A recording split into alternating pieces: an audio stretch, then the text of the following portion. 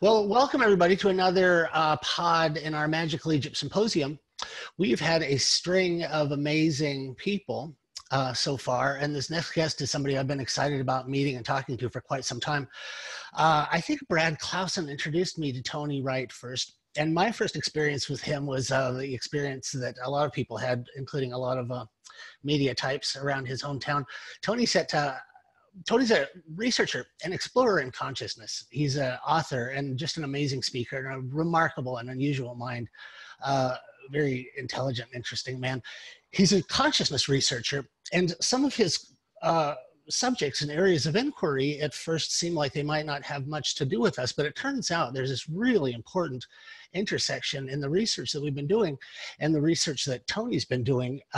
We all sort of have this book in common that we've talked about quite a lot on Magical Egypt, this book by Ian McGilchrist called The Master and His Emissary, about how the two hemispheres of the brain have this kind of almost inverse operating system relationship with one another.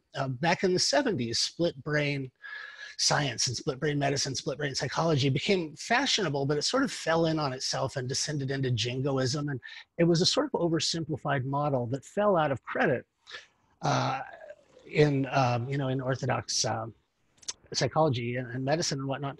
And then much more recently, Ian McGilchrist sort of rectified the model and kind of put to sleep the simpler version that the right hemisphere does this and the left hemisphere does this, that just about everything we do is, you can see operation on both brains. But what McGilchrist pointed out was that not only are there morphological differences between the hemispheres, and they participate in a sort of devil's advocate way, checks and balances, and a lot of the things we can do, playing music and multitasking and using the right and left sides of your body, have as much to do with the separation of the hemispheres as the hemispheres together. So your corpus callosum, separating the two hemispheres, is what allows a lot of what we do. So without going into it too far, we've talked about this quite a lot, that the right hemisphere tends to operate in a nonlinear associative web way.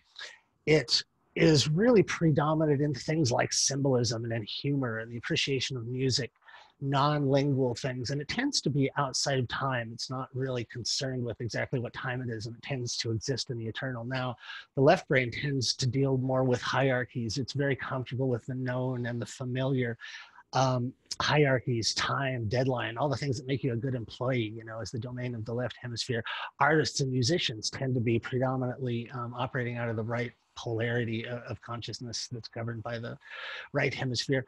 So with that being said, Tony has come along and not only brought some interesting ideas to the conversation of the right and left hemisphere, but he's one of the first people to actually make sense about how we have come to this place that we are, that we're so left hemisphere dominant, and very few people are freely engaging in creativity. And a lot of the things, even music and art have been taken out of a lot of school curriculums, and it's almost like it's being bred out of us, this ability, or this tendency, this type of consciousness, this grade of consciousness.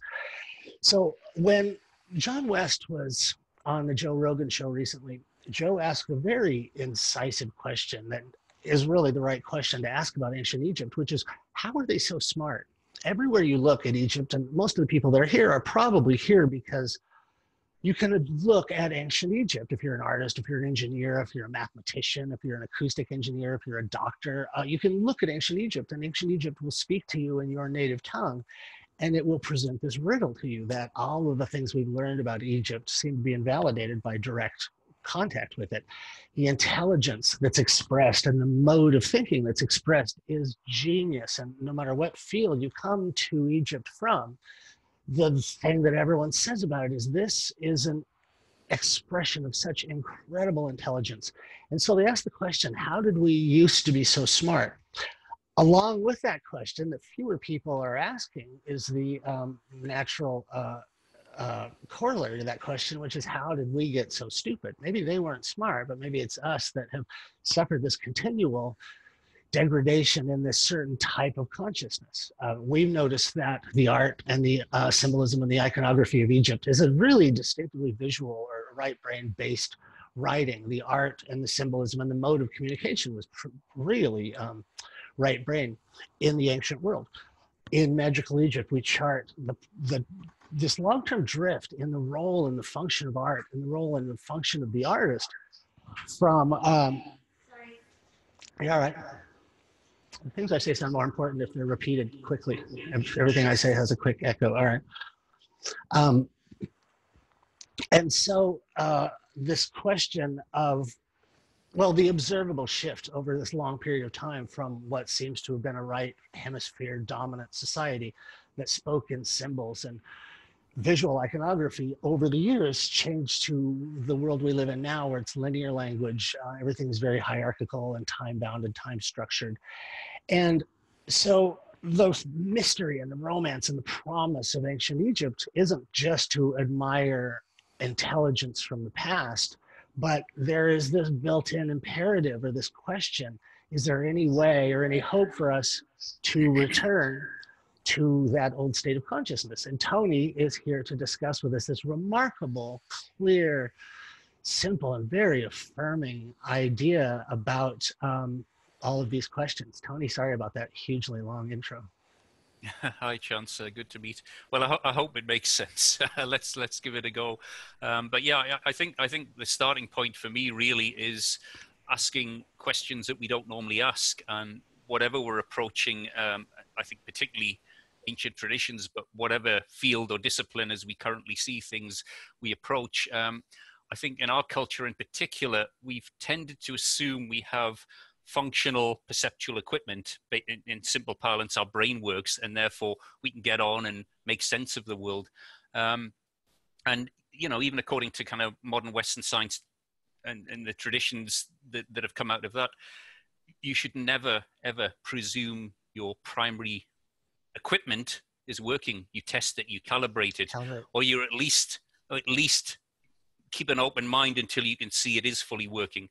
And really, once you start drilling down into that, and you know, I'm going to run through some very brief summaries here to set the scene, and hopefully we can get into a little bit more detail. But my evolving conclusions are that our neural system actually doesn't work very well. In fact, it's seriously compromised, which can be a very challenging idea. And I think once you ask that question and start trawling through all these different traditions, including the modern Western academic tradition, I think there's some fantastic data there. Then, particularly with the focus on Egypt, the ancient traditions, I think, very well embedded in Egypt, but in other parts of the, you know, the Vedic traditions and pretty much all the ancient traditions seem to talk about humans, or what we call ourselves today. I don't even know if we called ourselves humans in the past, because that's part of the familiar territory we're in now. We're kind of starting with what we think is right and then looking back. But they all seem to talk. They all seem to say with the same voice. The first place I saw you was that video where you stayed awake. Was that like a Guinness Book record? That was like a world record, wasn't it?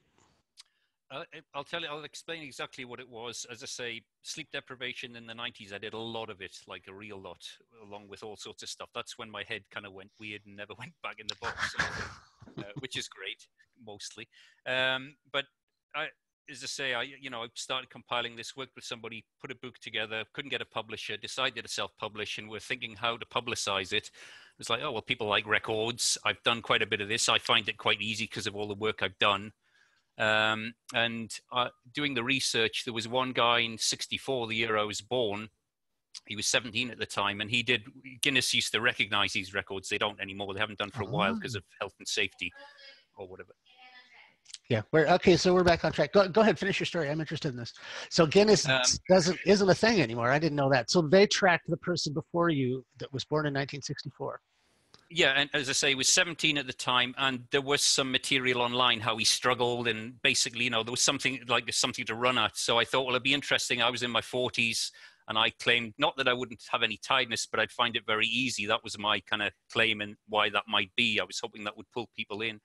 I was initially going to do it in London with doctors and set up, and we were trying to get sponsors. It nearly came off, but there was fear there that, I might die, I might go mad, all that kind of stuff.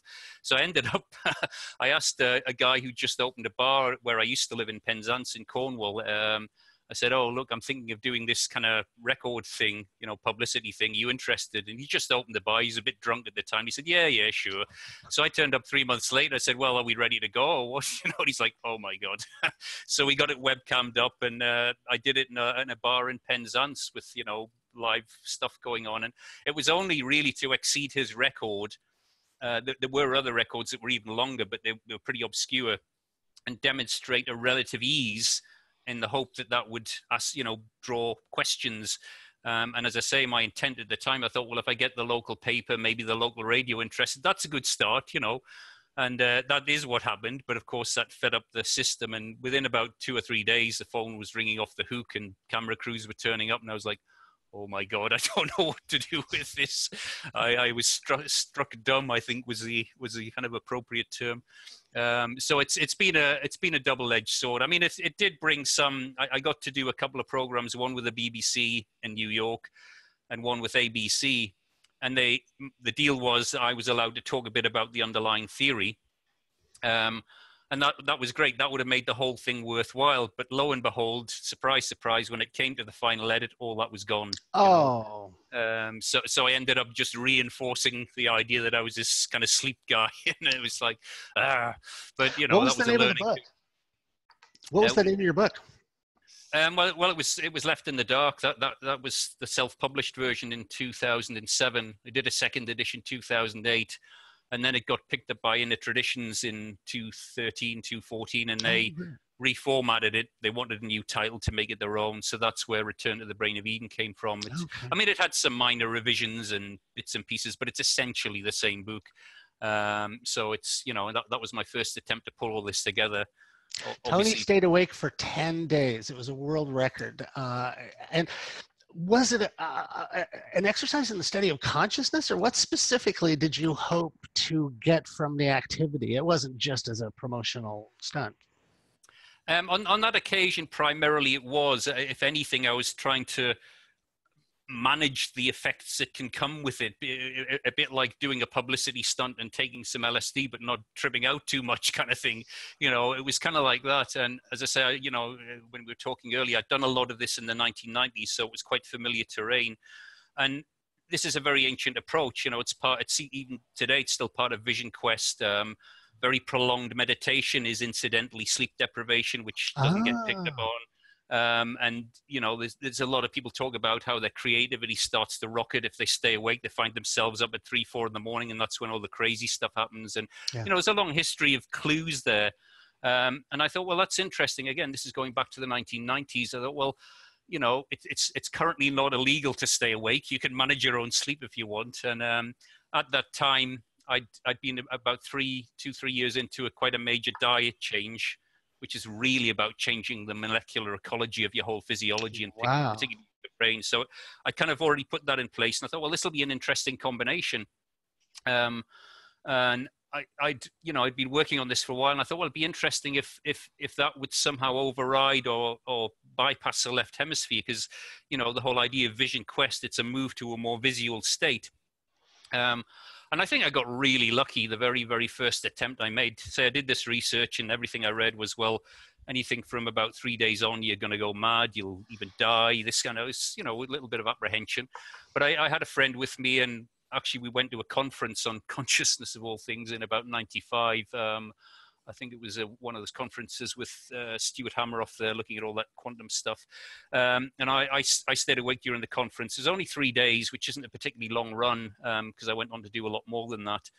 And then we went back to my friend's house, and I guess I'm getting into this story because it was a massive shift in what turned from an interest into, I guess, an obsession. So I'd stayed awake for about 3 days, and it was interesting. It was kind of like being mildly relaxed, mildly stoned, but quite functional. Everything was a little bit enhanced. Wasn't much tiredness, but there wasn't that much else going on. It wasn't a great revelation. And I certainly would never recommend this, but I had my friend with me. I actually drove back from London to Leicester, which, you know, sleep deprivation driving, definitely a no-no. but I was fine. I had someone with me, and I said, look, keep an eye on me. I want to see how functional I am. We got back to his house. He went off to do something for 10 minutes. I sat down in an armchair, and I I'd not done any sleep deprivation up to that point. I did a lot afterwards. And one thing you learn quite quickly is if you want to stay awake for a few days, you never rest your head anywhere. Don't sit down. Yeah, don't. Yeah. Well, you can sit down on a bar stool or something, or a stool. It's quite hard to sleep standing up. It's not impossible. It's quite hard. Anyway, so I sat down in this kind of comfy chair, waiting for my friend to come back to kind of discuss what was going on. And we pieced it together between us afterwards. And it looks like I fell asleep for, maybe 5 minutes, because obviously I'd not been asleep for, 60, 70, 80 hours or whatever. And very briefly, so I woke up, turned out a few minutes later. And I think the normal going to sleep mechanism that we are mostly accustomed to had broken down. It's like the rational part of our system that normally shuts everything down. You get that hypnagogic effect usually, and then the doors close unless you work with that or lucid dreaming, which people do. But normally, we're tired. And interestingly, when we get tired, we feel more emotional. There's sort of I think there's a loss of control going on as we get tired, but that dominant system is genuinely tired. It's got weak batteries, and it gets very irritable, angry. Your speech starts to slur, left brain speech, and it will take you to sleep. It will do anything to go to sleep, and it wakes up and it's charged up again. And that's how we live our lives. We never really push through that. So anyway, pushing through that, and the idea is the right hemisphere, although it's effectively latent, it's got better batteries. It's better built in many ways. There's the paradox there. So if you can access it, it's not tired. And this is what I was starting to get a hint of. It's like, well, actually, I'm not very tired, So anyway, got back to his house, fell asleep, woke up about 5 minutes later. And when I woke up, and I still have a dreamlike recollection of it, and I still, I haven't talked about this a lot. I've talked about it a bit, and it still brings a smile to my face because it was such a bizarre experience the first time that happened. I woke up, and it felt like kind of waking up in a dream, quite a vivid dream. And there was a sense of familiarity, and yet also I knew everything was different. And the internal dialogue had gone. I didn't have this equipment switched on that I do now. I wasn't narrating to myself or thinking, what the hell has happened? I kind of knew all that, but it wasn't in the verbal format. And it's so difficult to communicate that when we're stuck with this piece of equipment. But anyway, so I woke up. My initial sense was I'd slumped over. I kind of knew where I was. Again, none of this verbiage explaining this to myself, whatever the hell that's about anyway. I just knew all that stuff. And I kind of looked around a bit. I was aware of what I'd been doing. And about that time, my friend came in, sat down opposite me. So we were about a meter or two apart. And he clocked quite quickly that there was something odd going on. Again, obviously, he knew what I'd been doing. The intention was to create an altered state. So, here we go. And now, piecing it together, the next thing I began to realize was that I couldn't speak. I was aphasic. Wow. And of course, that could be quite shocking. Stay awake. There's threats of madness, death. Have I had a stroke? And again, this wasn't verbal, but these pictorial patterns were flowing through, and there was no fear. There was not like, oh my God, I've hurt myself. It was just, and these intrigues were going on. I also noticed, more or less at the same time, that the whole right side of my body had like mild pins and needles, and it felt kind of like it was dead, it was paralyzed or asleep, if you like. Conversely, the left side of my body, and particularly my left arm, I lifted my left arm up, and it was like weightless. It was like this frictionless bearings everywhere, and it was a pleasure to move it. It was like, oh my God, this feels pretty cool. And again, these were massive physical clues. This obviously helped me to focus. It's like, oh well, if you want a big clue, here's a really big clue. Physical clues, which obviously the literature would suggest a big hemispheric shift. And to this day, I think what I managed to do, really lucky first time out, I managed to tire my left hemisphere out so much that it was like the first opportunity was like slam the door shut, go to sleep, and in doing so, it did it quite clumsily. And actually left the door open, and this other self that doesn't normally get access to the visual equipment, it normally is allowed to dream. It kind of lives in the basement. It's phenomenal, but it's like a savant that lives in the basement. And we draw on it, but we never let the damn thing out because it's too scary and it's never allowed access. And when it does talk to you, it doesn't use language. When it talks to you, it doesn't use language. It shows you imagery, which is fascinating, of course, for artists. Well, I think you're right initially. And I'll finish this story briefly. We're going to be constrained with time eventually. There's so many areas we could talk about. But as I say, I recognized I was aphasic. I couldn't speak. It was like I didn't know what the vocal cords were. This other self, and this other self had thin filaments of familiarity. It wasn't totally unfamiliar to me, but it was like being someone else as well. It was kind of quite weird. And so we'll move on quickly. There was this slow sense of spooling up. And with hindsight, I'd say, however phenomenal this piece of kit might be, it kind of brings with it a sentient self that still has a learning curve. It doesn't come out of the box fully functional because it's never had that chance. And then most of us have built it badly. It doesn't have the chemistry to run on, and it's like a spaceship. It needs all that stuff to really run. And I think I was lucky. I had some of those things in place by chance, I guess. So were you a vegetarian at the time? Yeah, as I say, I changed my diet, and I'd actually shifted for other reasons. I was a student at Edinburgh Botanic Gardens, and I just couldn't marry up the evolutionary perspective at a molecular level. When you think we're made of cells, we think of us as this big chunk of human, but actually it all works at a cellular and subcellular level. And when you look at the change from what we call natural systems, unheated biochemistry, phenomenally complex, very delicate. If you change that by heat, you're turning it into chemistry. And it's a massive, massive change in an evolutionary sense. You suddenly flood your system with that. You build yourself from that. That's like, okay, well, we've learned all this stuff. We built the space shuttle. Now we're going to build it from cardboard, painted white. It's the same thing. That's kind of how weird it seemed to me. So I made these changes, for experimental reasons, and that eventually led to all this other stuff. So I had some of that in place there. I'd been eating this kind of natural diet for about 2 or 3 years, and it made some differences. But when I got into this other state, I think that's when it really made the difference. It's like a potentiating factor. The right hemisphere needs this. The left doesn't make that much difference because it's constrained by design now. So you can run it on garbage and junk food, or you can run it on the best diet. And it's not got much spare capacity. Can't do that much more with that. Whereas the right hemisphere, I think, still has this ancient architecture that it really needs that stuff to work. When we access it generally, it's hitting these glass ceilings.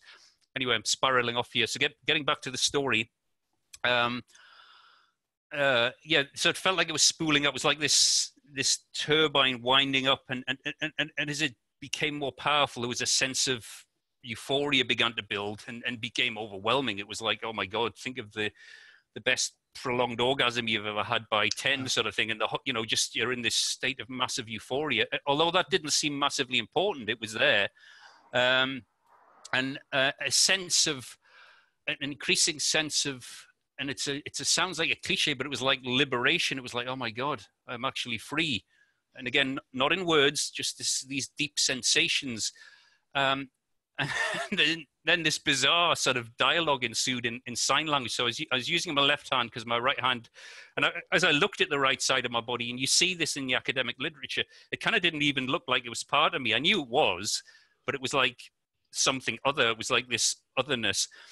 So I had my left hand, and I was trying to communicate with my friend in sign language. I made some signs initially, like things were okay, not to worry. This was a good experience.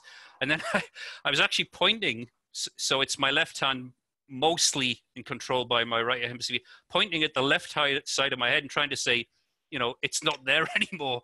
And as that process evolved, there were the first kind of vocalizations came out my mouth, and they were like childlike screeches of joy. It was a incredibly, profoundly joyous experience.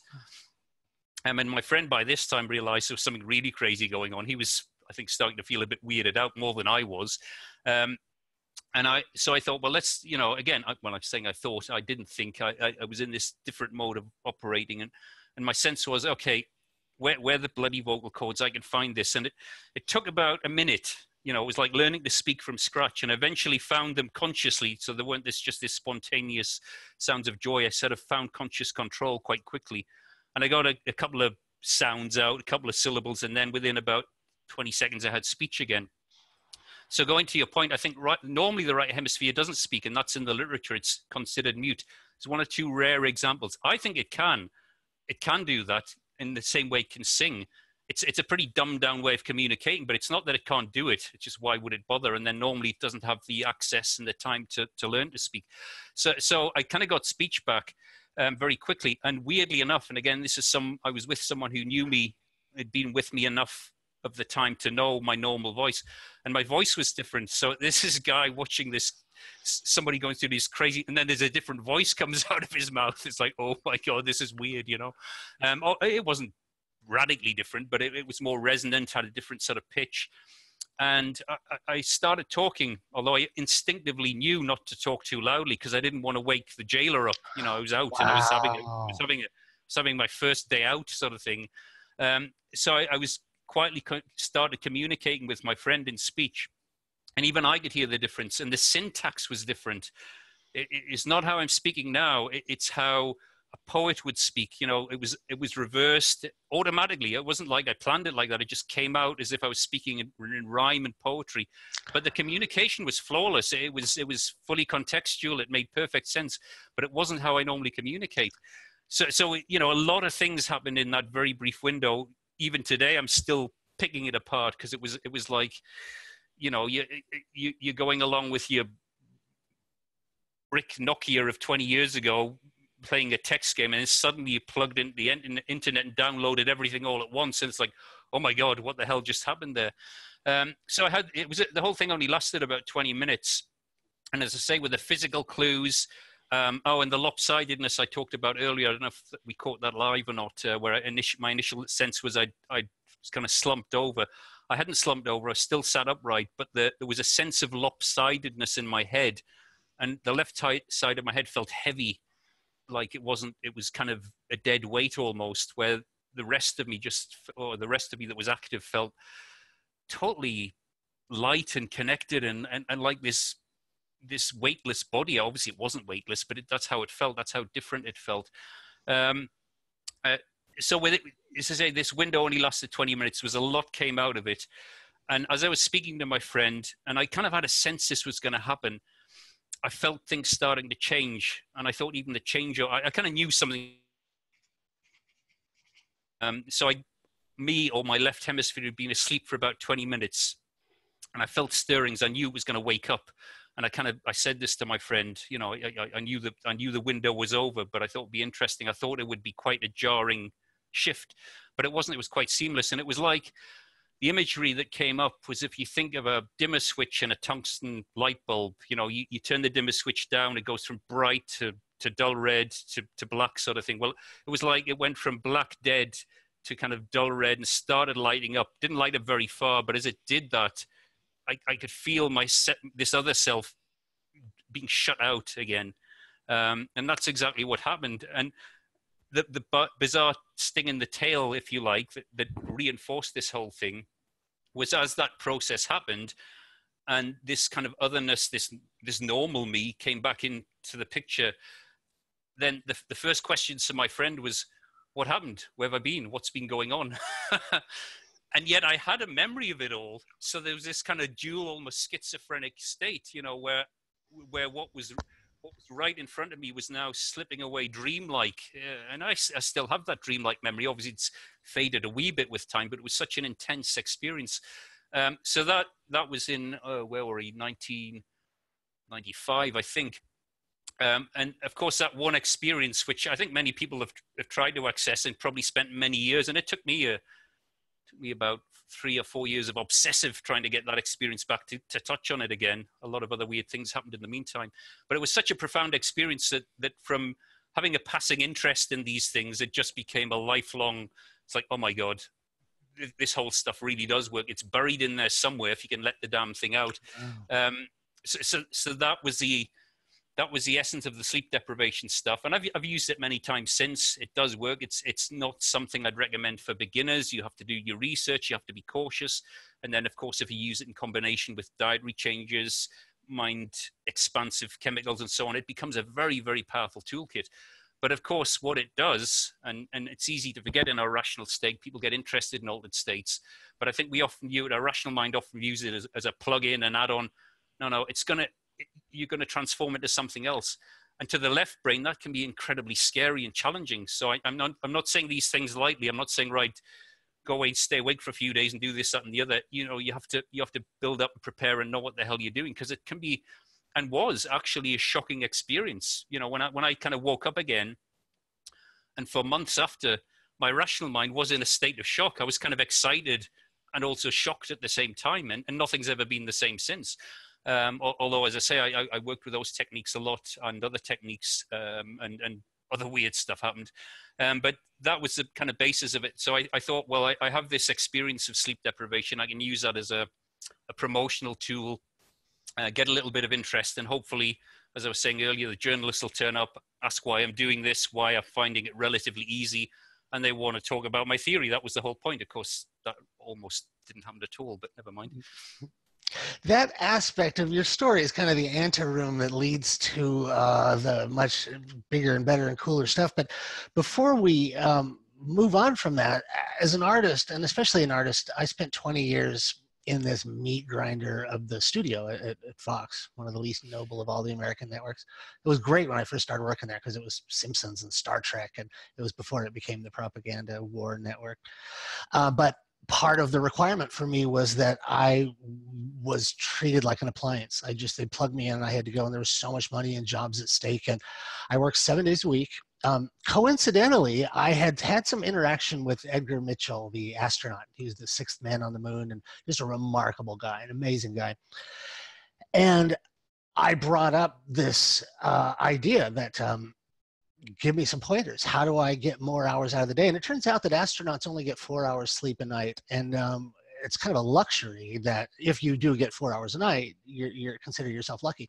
And so there are strategies to, as you'd said, stay awake for that long. But the thing that I'd really noticed, it's a huge tool in the artist's tool belt to resort to chemicals to induce a certain state of mind. But there is this magic to, first of all, 3 in the morning when the rest of the world is asleep. When you stay up, you do start to speak with a different voice. And I've found that it's an extremely disturbing, unsettling thought to people that most people like to think of themselves as a unity, as one thing. Under these circumstances, you begin to realize that your left hemisphere is, for all intents and purposes, a separate person from your right hemisphere, and they collaborate. But there's also quite a bit of jealousy and animosity between the two of them. And your experience where you got to shut one off, I still to this day remember the first time I ever smoked marijuana, and I went home and my parents were awake and I had to talk to them. And I'd realized that I could not use words. I've been using words up till for 17 years in a row at this point.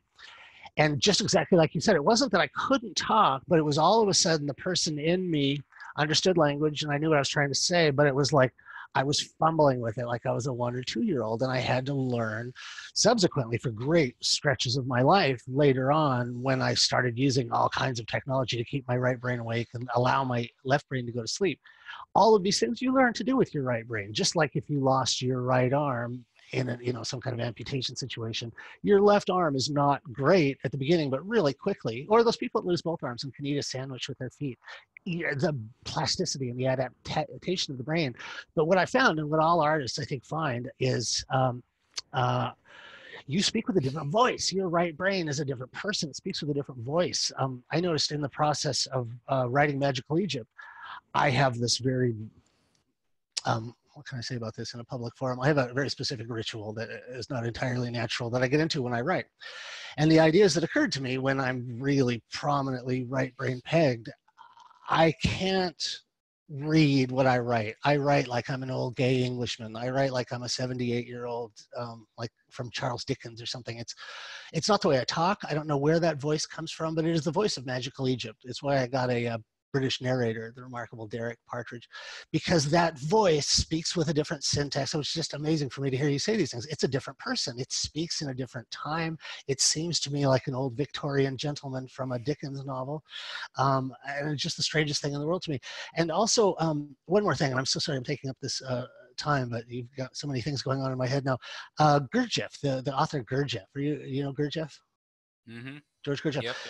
He wrote a remarkable book, Beelzebub, the Beelzebub book. It's a punishingly long book. He does this literary technique that's a really interesting thing, and I've tried to do it in Magical Egypt is the reason I bring this up. He Beelzebub starts with lots of little tiny sentences. Over the course of the book, the sentences get longer and longer and longer, so that without you knowing, kind of subliminally, by the time you get to the end of this book, the last sentence in the book is like 6 pages long. It's one continuous sentence that goes for 6 pages. And without you knowing it, from the beginning to the end, through this incremental increase in the length of sentences, you have increased your buffer where you can hold more words. And involuntarily, he took advantage of this architecture of the brain. So to induce this certain brain state. When I was editing Magical Egypt, I used a number of tools to specifically induce this right brain thing. I used a lot of non sequitur weirdness, because your left brain hemisphere loves the familiar. Your right brain, when you call it up to witness something and process something you've never seen before, your right brain comes into play. So I intentionally put a lot of weird non sequiturs and bizarreness, and really stuff that makes things beautiful and interesting. But it is the closest I've come to mechanically inducing a right brain polarity, which incidentally is what the Sri Yantra does. Apparently 2 minutes of looking at a Sri Yantra, an Indian Sri Yantra, will induce this measurable shift to the right brain. It was just a Russian study done about that. And so anyway, that was a whole bunch of words that were just prompted by your amazing story. I'm sorry to derail. Keep going. Well, it's fascinating because, again, a lot of crossover, and I'd completely agree. In fact, you know, and it's in the modern literature that our left brain is considered speech dominant, not necessarily the understanding of language. And I'd go as far as saying that's pretty much all it can do. You know, that's the residual function it's left with. It's touted as a great human achievement or whatever, but I think quite the opposite. Particularly from the split brain research, when you see the left hemisphere on its own and it's not borrowing from the prisoner in the basement, you know, the voice becomes monotone. Its capacity for language is reduced. It's like this drab, monotone voice. It has no context, it just doesn't have any substance. But because that's all it does, and it's built its whole world, well, from abstractions and speech in many ways, we use that as an abstractive tool. So we built this big world of language as if it's a really cool thing to do. And yet I think it's the opposite. It's the most dumbed down version left that the left brain has. And yet paradoxically, and again, you know, there's quite a bit of evidence for this, the left hemisphere, particularly when it's sexually mature and it's gone through these hormonal changes, which I'm hopefully going to talk about, its capacity for singing is really poor, you know. And rhymes, like you said, poetry and weird rhymes for some reason. Yeah, anything like that, it's hopeless at.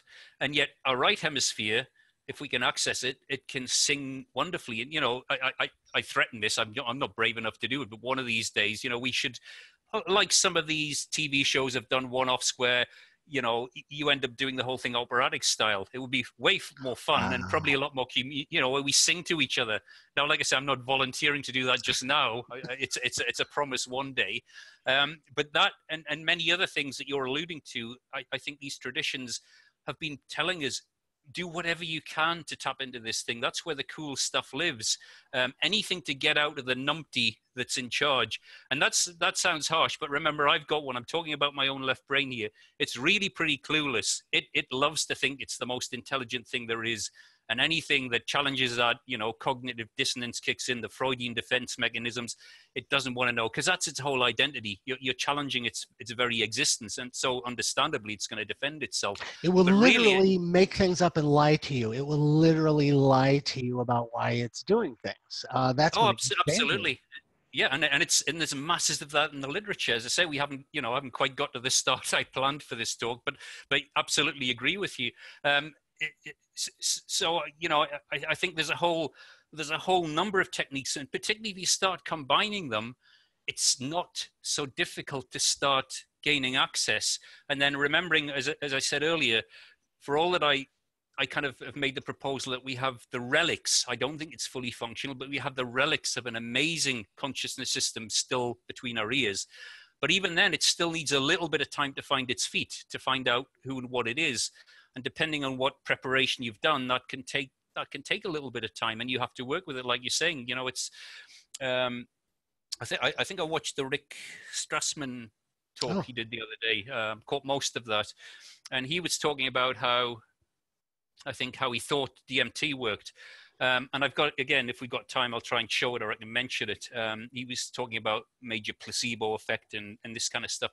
Well, there's one paper from the 1960s that I don't think's had enough attention. And, you know, we're way off course here, back to front, but we'll get to it. A guy, a neurosurgeon, okay? So you think how we revere neurosurgeons and, you know, some of the top end of the academic system. But this was when LSD was still not criminalized. And I'm paraphrasing slightly, but, you know, you can check this up on the web, it still exists. He had a bunch of patients, I think probably epileptic patients, where using the kind of information they had at the time, wherever the lesions or damage are, that can propagate the epileptic process. And, you know, so the idea was to try and cut out these lesions. Quite crude, but partly effective. And some patients had left hemisphere lesions, some right. So the idea was they were going to do left or right lobectomies or right or left hemispherectomies, depending on the severity. So this guy got it into his head, oh, I know, I'll give them all an LSD trip before the surgery. Okay. And then after the surgery, and when they've recovered, presumably, they can have another trip and we'll see what the difference is. I mean, who the hell dreams that stuff up in 1965? You know, one can only assume he was maybe, you know, trying the acid himself. I don't know. But anyway, did that, and the paper's published, and it's still, you can still see it online, at least the abstract. I have a link to it. And what came out of that, and other people commented on it, there's another paper, which again I have reference to, where another, I think, doctor or neurologist looking at this, he was saying, well, what it looks like is the normal perceptual effects of LSD. And we all know it's a very powerful molecule, and it causes a big shift depending on the individual. But what he was saying was, and the data looks like, the normal perceptual effects are absent if you remove significant amount of the right hemisphere. Now, what's that telling us? It's telling us that certain classes of chemicals perhaps have the ability to, if not differentially stimulate the right hemisphere. Remember, I think they're quite different now, different receptors, and there's already built-in different chemical asymmetry. There's good data on that. So, you know, we've discovered, and our ancestors have discovered chemicals that differentially, or at least partially, stimulate the right hemisphere to the point where it can temporarily assume perceptual dominance. And I think that's a far more simplistic and powerful argument. Again, bearing in mind this experiment was done in 1965. I'm sure more experiments could be done and other things could be brought in. But there's a really powerful clue there that certain chemicals, perhaps what we call the expansive chemicals, including DMT, obviously LSD, peyote, all those kind of things, they, taken in the right amount, they will temporarily activate the right hemisphere. And I think that's a far more simple explanation with DMT and so on, that you're getting a shift. And I think what Rick was talking about is taking psychedelics, for the most part, isn't going to shut your left hemisphere down. It's going to overrule it, depending on how much you take. So it's still there.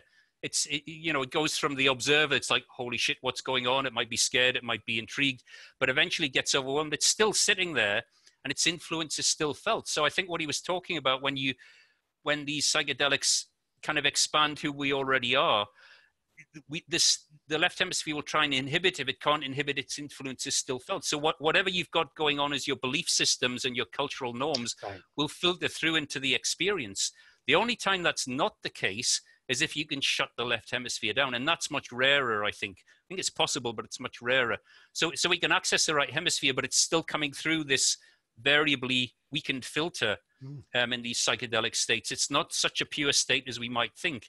And hence, I think psychedelics, for all they have an important role to play, they're not a complete solution in themselves, as some people seem to think. They'll activate the right hemisphere, and that's great, but they don't get rid of the left hemisphere. It's still there, and its influence is still felt.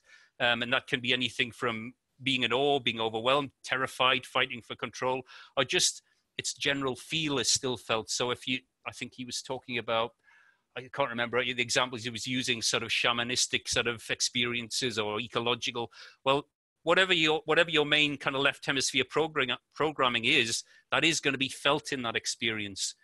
So the next step is how to take that out of the equation altogether, where you can get a totally uninhibited right hemisphere experience. And I think that's possible. It's just harder work. And I'm sure it does happen. You know, I've read accounts and heard people, and I think historically it was, you know, people did manage to do that. And that's where you get that total separation where there's none of that abstraction left. You're in a brand new state.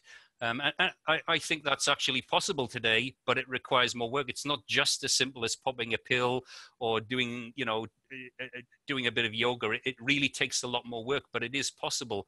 And that excites me. If somebody like myself, a kind of working class background and not much of an interest in these things, can make a few not so difficult changes when you consider the mess we're in. If this is what it's going to take, well, make some changes to your basic biochemistry, and then inhibit your left hemisphere, engage your right, bang, you get an experience that's enough to shape the rest of your life and set you on a path of wanting more of that experience. Yeah. That's exciting to me. That's like, well, that's not 30 years in a cave or reading endless books and reinforcing your abstract ideas. It's bringing you back into the experience we've lost. And it's a phenomenally intelligent experience. It's a phenomenally expansive experience, and it just reminds you that our normal day-to-day self, and we cannot see the joins, most of us, is so limited. And yet you say that to the left brain, and it's, well, I can see everything. Well, of course it can see everything it can see. It doesn't know what it can't see, and it's scared to hell when it gets glimpses of that. But I think there's workarounds. Anyway, that was all about sleep, and we've eaten into quite a bit of time here. So yeah, no restrictions on the far end, and I'm sorry, I've kind of pulled you up. I've seen the outline for your presentation, and it is amazing, and I keep acting as the force of chaos. So let's switch tracks now, and tell me about the symbiotic relationship and the things that you've sent over in your bullet points. Okay, well, what I was planning to do, and let's see how it goes. I wanted to kind of start off with some summaries that initially might seem kind of off the wall and unusual, and how do they fit together, and then hopefully we'll work through them, and with any luck they'll make sense and also be very relevant to how we study ancient Egypt and other ancient cultures that may have been in a much better state. So I'm kind of starting off, and I'm basically going to say, what I started earlier, that most of us don't ask these basic questions, and that includes the academics, the scientists working at the cutting edge in these fields. We've tended to presume a neural system works. We're looking at how it works, but we tend to presume that it works. And what I'm going to say is, the headlines of my research over the last 20 odd years that are tightening up all the time is our neural system doesn't work. It's actually in a hell of a mess. Basically, our neural system has lost not only, we've lost structure, we've lost quite a lot of our neural system, at least a tennis ball's worth in the last 30, 40,000 years, according to some data. And more importantly than that, it's changed form. So we now have one hemisphere in charge that's very, very primitive. It's much more typical mammalian-like. It's not very bright. It doesn't have very expansive sense of self. It cannot perceive reality. So we've built this abstract world that we think is very cool, as it would. Because remember, it's a lot of self-referencing here. The left hemisphere is in charge, so it's self-analysis. It's kind of analyzing itself and constantly giving itself a clean bill of health. Yet all around, the objective evidence is telling us a very different story. So I'm basically saying we've got a serious neurological condition. One hemisphere is toast, basically. It's just not very functional. We still have the relics of phenomenal function in our non-dominant hemisphere, but it's hard to access. It's kind of been locked in the basement. It needs time to recover. And also it has much higher specifications. So we've kind of like got a Model T Ford as one hemisphere, kind of clumsy, but it does the job and it lasts a long time. It's great for survival, as the mammalian brain is. And then we have this high-end exotic spaceship that has very high requirements and phenomenal capacity. But if you access it and the requirements aren't in place, you'll be impressed, because even when it's kind of on standby, it's impressive. But it gives you no idea of what it's really capable of unless you start building in some of its specification. So hopefully I'm going to explain, what some of those specifications are. But basically, that's the starting point. I think we're in a lot more trouble than we realize. Our dominant perception is very poor, and yet we're constrained to use that in this self-analysis, as are the neurologists, as are the psychologists, as are the pharmacologists, as is everyone else, by degrees. And I think there is a spectrum here. Some people have been hit hard by this condition, some people less so. And the psychology of that's quite interesting. Typically, the less functional people, because they have this more dominant primitive mammalian brain, they want to be in charge, they want to impose their will, and they end up running the show, and we know where that ends up. That's not really a conversation that ends up in a very good place. So what I want to start with is just a brief summary. I really just want to walk very quickly through our normal development, normal mammalian development, and to some degree normal human development. We have these phases of development, you know, from conception, fetal stage, post-fetal development, toddler, juvenile, adolescent, adult. And these phases are modulated by hormones primarily, things like estrogens and testosterone. So we have the same piece of DNA, and depending on what the hormones tell it to do, it will build radically different systems, okay? So the difference between a juvenile and an adult in most species is vastly different than the difference between some related species, if you understand what I'm saying. So your typical happy-go-lucky juvenile is so different from your typical parent species that you'd say they could be different species, okay? Wow. What I'm trying to say is that the hormones can create radically different outcomes from the same DNA. Now, it usually all ends up in the same place. We all end up becoming sexually mature adults, okay? But within that process, you know, the mainstream paradigm is the evolutionary theory, genetic mutation, adaptation. I think it has a lot of merit, but I think this is a far more powerful mechanism. If you want a different outcome, you don't change a little bit of the code, you reread the whole code differently, okay? And there's a lot of information on this. We kind of know this, we've just not seen it in an evolutionary context. In fact, so Chance, I'm talking to you, as adult males, if we were to take quite a lot of estrogen, it wouldn't change our DNA, it would tell our DNA to do something different. We'd probably grow breasts, okay? So that's major structural changes in adult, and it would change our brain. It would make our brain less typically male, more typically female. Okay, so what I'm trying to get across, incredibly powerful mechanisms as part of our normal development. And what also happens is, do you see the mouse on the screen as well? Or if I'm moving this around, is that going to help? Or Yeah, we can see that. Yeah. Yeah. Okay, I'm just so I'm not sort of pointing to things and nobody can see it. So part of this normal process, we go through these different phases, and there's a lot written about this. In fact, I think in the 50s, 60s, 70s, there's a lot of people focused on juvenility and what's the technical term, neoteny, because humans in particular display a lot of juvenile traits, and we retain them into adulthood more than most species. I think there's a lot of clues, and we have a long juvenile phase, although it's shrinking actually as we watch. It's been shrinking a lot in the last 100 years. So some of the traits that go with that, in most species, I think, including quite aggressive species, predatory species, is that early stage of development. It's a very juvenile environment. By that, I mean the hormone regime is very juvenile. It's kind of telling the DNA to build this juvenile state system. It's pre-sexually mature. And the psychology that goes with the brain tissue in a juvenile state, relatively universally, is very different to the adult state. It's much more playful. It's much more kind of engaged. There's less hierarchy. There's less aggression. And you see this, as I say, not just in, I don't know, in you see lambs jumping through the fields having fun, and you know they seem to be just having a good old time for the sake of it. But even in, as I say, more aggressive species, there is that window. They may be play fighting, but they're not trying to kill each other, and they're having a lot of fun and messing around. And of course, you see this to a greater extent in humans. This window before you reach sexual maturity, it does vary culture to culture, and I think our cultures are worse because we're trying to force kids to become left brain adults as quickly as we can. So, and the things you were talking about, the artistic and music traditions, the left brain doesn't perceive them very well. It doesn't value them, so they're being squeezed out. It's like, oh, let's get us on our rational track as quickly as we can, which is a devastating thing we're doing because we're exacerbating our own condition. But anyway, these traits still exist in our development, and they're modulated by hormones, and it's incredibly powerful. And what also happens, and I'm pointing at the kind of diagram now. Remember, this diagram wasn't made for this show. It's in the literature. The hemispheres are much more symmetrical when we're fetal-like and juvenile, because the hormones haven't told them to differentiate, to turn into different hemispheres. So that they're basically much more similar. Again, it's in the literature. It's not my research.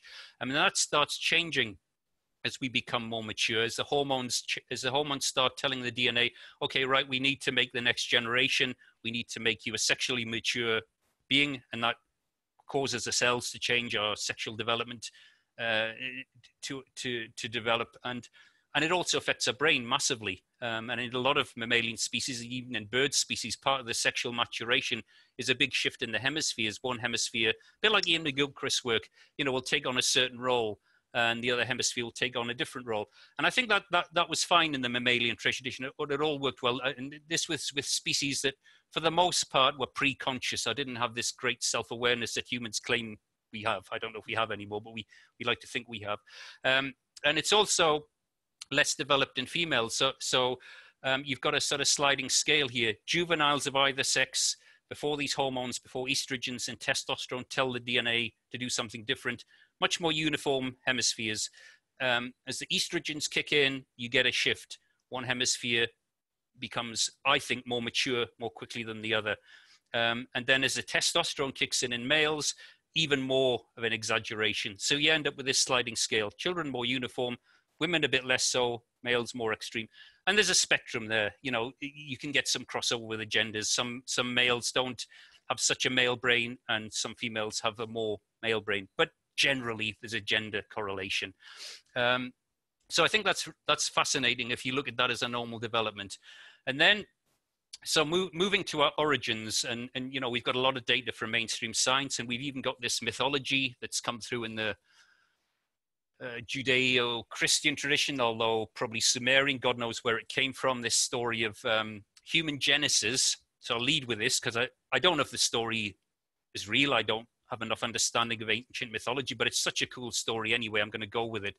That the very genesis of humanity, the very thing that maybe separated us out and brought us in connection with this divine oneness, or whatever we want to call it, was something to do with living in the forest, Garden of Eden story, something to do with eating fruit, specifically mentioned, and even acquiring and having something to do with our sense of self, our knowledge. But the very genesis, it's in that whole Genesis story. This is something to do with what made us special. Now, like I say, I'm using that story because it's a fantastic story. I don't know how real it is. But if you look at the modern academic literature, what do we see? And there's no real there's no real argument about this. The vast majority of our history, if our history is correct, if the fossil record's more or less correct, and it's building all the time, we spent in the tropical forest. Not only that, we had this very specific relationship with the forest. We had what's called a symbiotic relationship. And it was a most bizarre symbiotic relationship. And I'm jumping around on my points here. There's a number of things that, when you review human origins, jump out at you. One is, of course, our massively expanding brain. What the hell happened there? Why did it expand so rapidly? Why did it stop expanding? Why is it been shrinking a bit? Well, the other things that jump out are this whole juvenility, this neoteny. We have these neotenous traits. And as I say, a lot of people wrote on this subject, trying to figure out if that was important in our brain development. Is that what made us separate? And I think they got quite close. In addition, and I think the most bizarre thing of all, and I think all these things joined together finally, is that we had this relationship where we weren't just living in the forest, which, is the biggest part of our past. We had this symbiotic relationship where we were ingesting the reproductive organs of the angiosperms, a whole other kingdom, okay? The angiosperms are the flowering plants. So anything from your rose bush in your garden to the colossal trees in the forest, they're all angiosperms. Well, if they flower, they are. And of course, what I'm talking about here is fruit. I don't like to use the word too often because we have already our preconceptions what fruit is. It's the female reproductive organ of a whole other kingdom. So you start ingesting that. Well, if you ingest it in the months of September, October in the high latitudes, okay, it's a nice snack. It's not going to make much difference. If you're in the non-seasonal tropical forest, this tiny band on the equator in some parts of the ecosystem, where it's basically the same all the time, same day length, same rainfall, same temperature. That's the one place the forest can produce fruit 24/7, day in, day out, for millions of years if the forest's stable. So that's the one place you can have a symbiotic relationship that's going to have a massive impact. The rest of the tropical forest is seasonal, wet and dry, and you get bit like northern, southern climates, seasonal fruiting. It's not so important. But anyway, you make this relationship, you're ingesting the reproductive organs. Well, if you ingest enough of this stuff, 2-3 kilos a day, then you can imagine, it just takes a little bit of a tilt of how you perceive things, that you're immersed in this chemistry. You might as well be plugged into the reproductive organ. Wow. That's how to think about this thing. So going back to what I was talking about earlier, typical mammalian development. Okay, we start off as this relatively undifferentiated glob of cells, slowly differentiates. And as we're going through development, we're in this juvenile phase. This is the phase that allows the brain to proliferate. And this initial proliferation, especially the later on new brain, the neocortex, is relatively undifferentiated. And I think this is the magic bit. I'll keep referring to this as we go on. Then the hormones kick in, changes our body, and our brain's way more, well, the neural tissue is typically more sensitive than our general physiology, has a big impact on that, and that also differentiates. And we end up with 2 hemispheres with specific roles. Works great for mammals. I'm not sure for conscious systems, because you end up with 2 sentient cells wanting to fight. What I'm suggesting happened then, we had this relationship with the reproductive organs, and the plant's own hormonally active compounds. They're not typically classed. There are some plant hormones, and then there's a lot of chemicals that act like plant hormones, but they've been designated by the powers that be of hormonally active chemicals. Flood your system with them, and one of the net effects is they dampen down mammalian hormones. Okay, so the activity of the estrogens and testosterone in their role to transform us from this juvenile form to this reproductive form, of course, necessary. You know, if you can't reproduce, you're not going to last very long. And it's a great system, and it works for loads of species.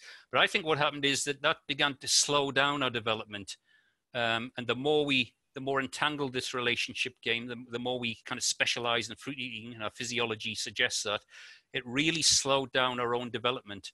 And we've kind of grown up thinking, well, you know, you go through these phases, you mature, and that's the end product, and that's where we want to be. We want to be mature. And it makes a lot of sense. But actually, I think what set us apart and what gave us this window onto something totally other was the fact this process was slowed right down to the point where we were held in a semi-juvenile state. And when I say this, don't think, you know, we were stuck at 4 or 8 or 10 years old. We just went through those windows far more slowly. So we stayed in them longer. And what was happening in those windows? Well, our brain was expanding, and it was less differentiated. We had this more uniform neocortex that was expanding rapidly. And we never got to quite the same level of maturity. You had to get to some level of maturity, because again, if you don't reproduce, that's a pretty lethal problem. But I think we ended up being held in a place where we could just about reproduce. We weren't as fully mature as we are now, and we retained this uniform and proliferating neocortex.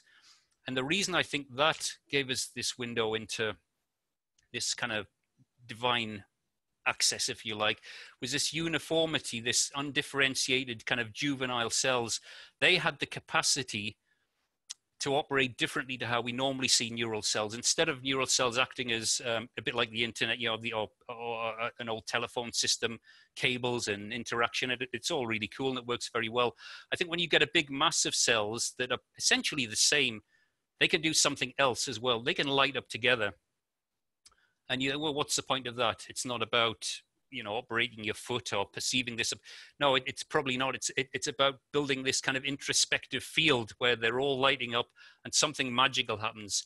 Now, it's a bit of speculation, of course, but there's some evidence coming from the psychedelic research, a lot of people's subjective kind of experiences where they feel like there's this kind of light begins to, you know, engulf them. And when you look at the imaging, especially the recent imaging on LSD and so on, and they talk about it takes you back to a more juvenile brain state. You know, this is in the very recent literature. I think this is exactly what was happening. We had this new executive layer that proliferated because of the inhibition of the plant chemicals.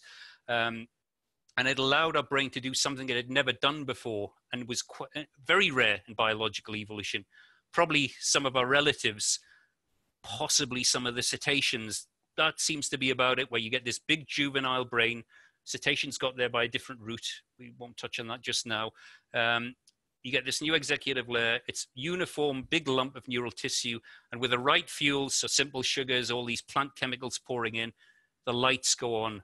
And instead of it just being a functional biological system, which of course we needed and we still have, it gave us something other. It gave us this potential to perceive ourselves in a much, much expanded way, so that we're not humans as we kind of cut off at the end of our skin normally, and most of us don't even feel much there anymore. We call ourselves humans or whatever the hell. We don't really feel much anymore, most of us, unless we get into altered states. But you get into these deeper states, and people report this all the time. The normal boundary dissolves, and they feel more and more connected. And I think the capacity went way beyond that. We realized we were, an extrusion of the cosmos, which is what we are. All the rational data in the world doesn't contradict this. It sounds a bit new agey, but the cosmos looks like a very hostile place, but somehow created this phenomenal complexity. And out of this incredible complexity, where the tropical forest biochemistry meets the mammalian semi-autonomous system, they merge. And out of this emergent structure comes this great big lump of uniform tissue that can all light up together and create this, I guess, probably we're heading towards this kind of quantum doorway into the big reality that we normally don't see. Because, I think the atomic world that we are familiar with is actually the weird constrained reality. And it's the big reality beyond that we don't connect with. And I think our neural system, the emergence of this kind of neural system gave the cosmos its introspection equipment. It could see who it was, and it was quite pleased with itself. I think that's what comes down from these ancient traditions. It was quite an in love with itself experience. It's like, oh my God, this is what I am. I've created this form in this very hostile environment. It shouldn't really be possible. And here I am. I've kind of poked my head through the atomic divide, and I can see what I am. And oh my God, it's wonderful. That's what we get from these. Oh, that's my interpretation. And I think this piece of equipment allowed that to happen. But it was really a hybrid between the colossal complexity of the tropical forest, funneling all its chemical know-how into a reproductive system with all these complex hormonally active compounds, and essentially a free lunch, which is very rare in competitive biology. And it basically hijacked a pretty primitive mammalian system and built a new consciousness system on top of the mammalian system. And it was being run by the plant biochemistry, and in some ways engineered by the plants. I go as far in some talks as saying, we think we're cool mammals. Actually, mammals, for the most part, don't get to this state. It took the plants to hijack us, re-engineer our DNA, and build this consciousness system that they were running. And that allowed us this connection with our real origins, which, are way deeper than any academic would normally want to go. I think it's suitable for this kind of discussion. So I outline this in talks, and the talks are online if people want to follow up. It's pointless repeating stuff that's already online, I think. But basically, this is what I think happened, that we switched from building ourselves in the way normal mammals do, with material that doesn't affect our hormone regime very much. We made this relationship with reproductive organs which are loaded with hormonally active compounds. It changed the way our DNA was read, kept us in a more juvenile state, and that allowed these juvenile windows to extend. Remember, I'm not saying we got stuck at 4, 8, or 10 years. We just went through those phases a lot more slowly, and then we never got to the full maturity. So it allowed this really big proliferation of what was also juvenile tissue. So the neocortex is becoming more juvenile as it gets bigger. Because the neocortex itself is a powerful piece of equipment, it also runs a hormone system. So it's running a more juvenile system. So the plants kind of trigger this, create the juvenile environment, grows a more juvenile brain. It kicks in with its own juvenile hormone regime, and you get this runaway feedback. That's why the brain accelerated so quickly. The plants hacked it, built a juvenile brain. It's expanding. The plants keep it juvenile. The brain runs a juvenile system. That's why we're juvenile at 3, 4, 5, 6. We have a juvenile brain. It's telling us to stay juvenile for now. Well, the combination of these things will let that run away, and you get more and more proliferation, more and more juvenile. It just goes crazy, and you end up with a tripling in size in evolutionary sense overnight. It's like, how on earth did that happen, and why? We don't need a big brain to survive, clearly. That's been proved many, many times. It's not about survival. Yeah. It's about something else. But of course, it's all dependent on being plugged into the forest. You know, that's really the kind of, you know, where all the cool stuff's coming from. A basic mammalian system on its own can't build and run a brain like this. So if the forest ever goes, for whatever reason, or if you ever leave the forest, that massive conduit of powerful chemistry and hormones that are dictating how to build this thing is gone, and it will start cycling back. You know, you leave the forest with an incredibly intelligent, it's capable of phenomenal intelligence. I don't think that's a point. You know, we're so obsessed with how clever we are. And yes, I think we were probably even more clever, but the whole point of this thing was an introspection system. It was able to perceive what it really was. And I'm not talking humans and forests here. I'm talking about that's the tip of this colossal singular entity that the ancient traditions tell us the cosmos is. Yeah. You know, we're inching back towards the idea that it's all consciousness, but I think that's really the case. And it could perceive itself. And what on earth how would you spend the rest of eternity, you know, fiddling with your PC and building this, that, and the other, or just being in utter awe of yourself? And I don't mean that in an egotistical sense. I know this is my left brain talking. This is a very different state of mind. This is a kind of Zen sort of, you're in a state of awe for your whole existence. It doesn't mean you can't get on and do what's necessary. And it might not even mean that if that's an unstable scenario, which ultimately it maybe was, that we can't improve on that. We can't hack that and get ourselves back to that and find more stability in that. But I think that was the whole deal. That's what happened.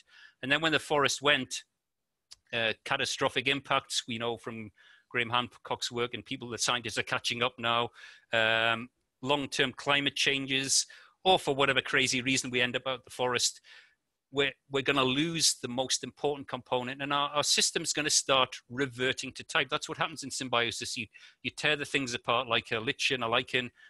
You've got fungus, algae, yeast, and individually they have the traits. You put them together and they can build these phenomenal architectural things hanging off the trees, more than the sum of the parts. Okay, well, if you separate them out, which they can do in the lab, they all kind of revert back to what they originally were.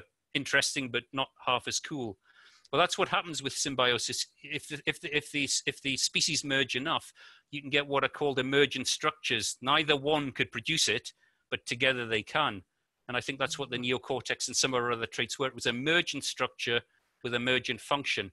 So you come out of the forest, what happens? Well, our neural system. I'm sorry to interrupt. Put your face back on so we can see you talk. Oh, is okay. It? Okay, sorry about Tony. Vinny says you're already up. Sorry about that. Okay, that's fine. Yeah. So briefly, you come out of the forest, or the forest leaves you, and you go into what's called, the technical term is reversion. The structures that emerged under that condition will start to erode, because the system can't support them. Now it's happening slowly because the neocortex system the plants built was very powerful in its own right, and it was very juvenile.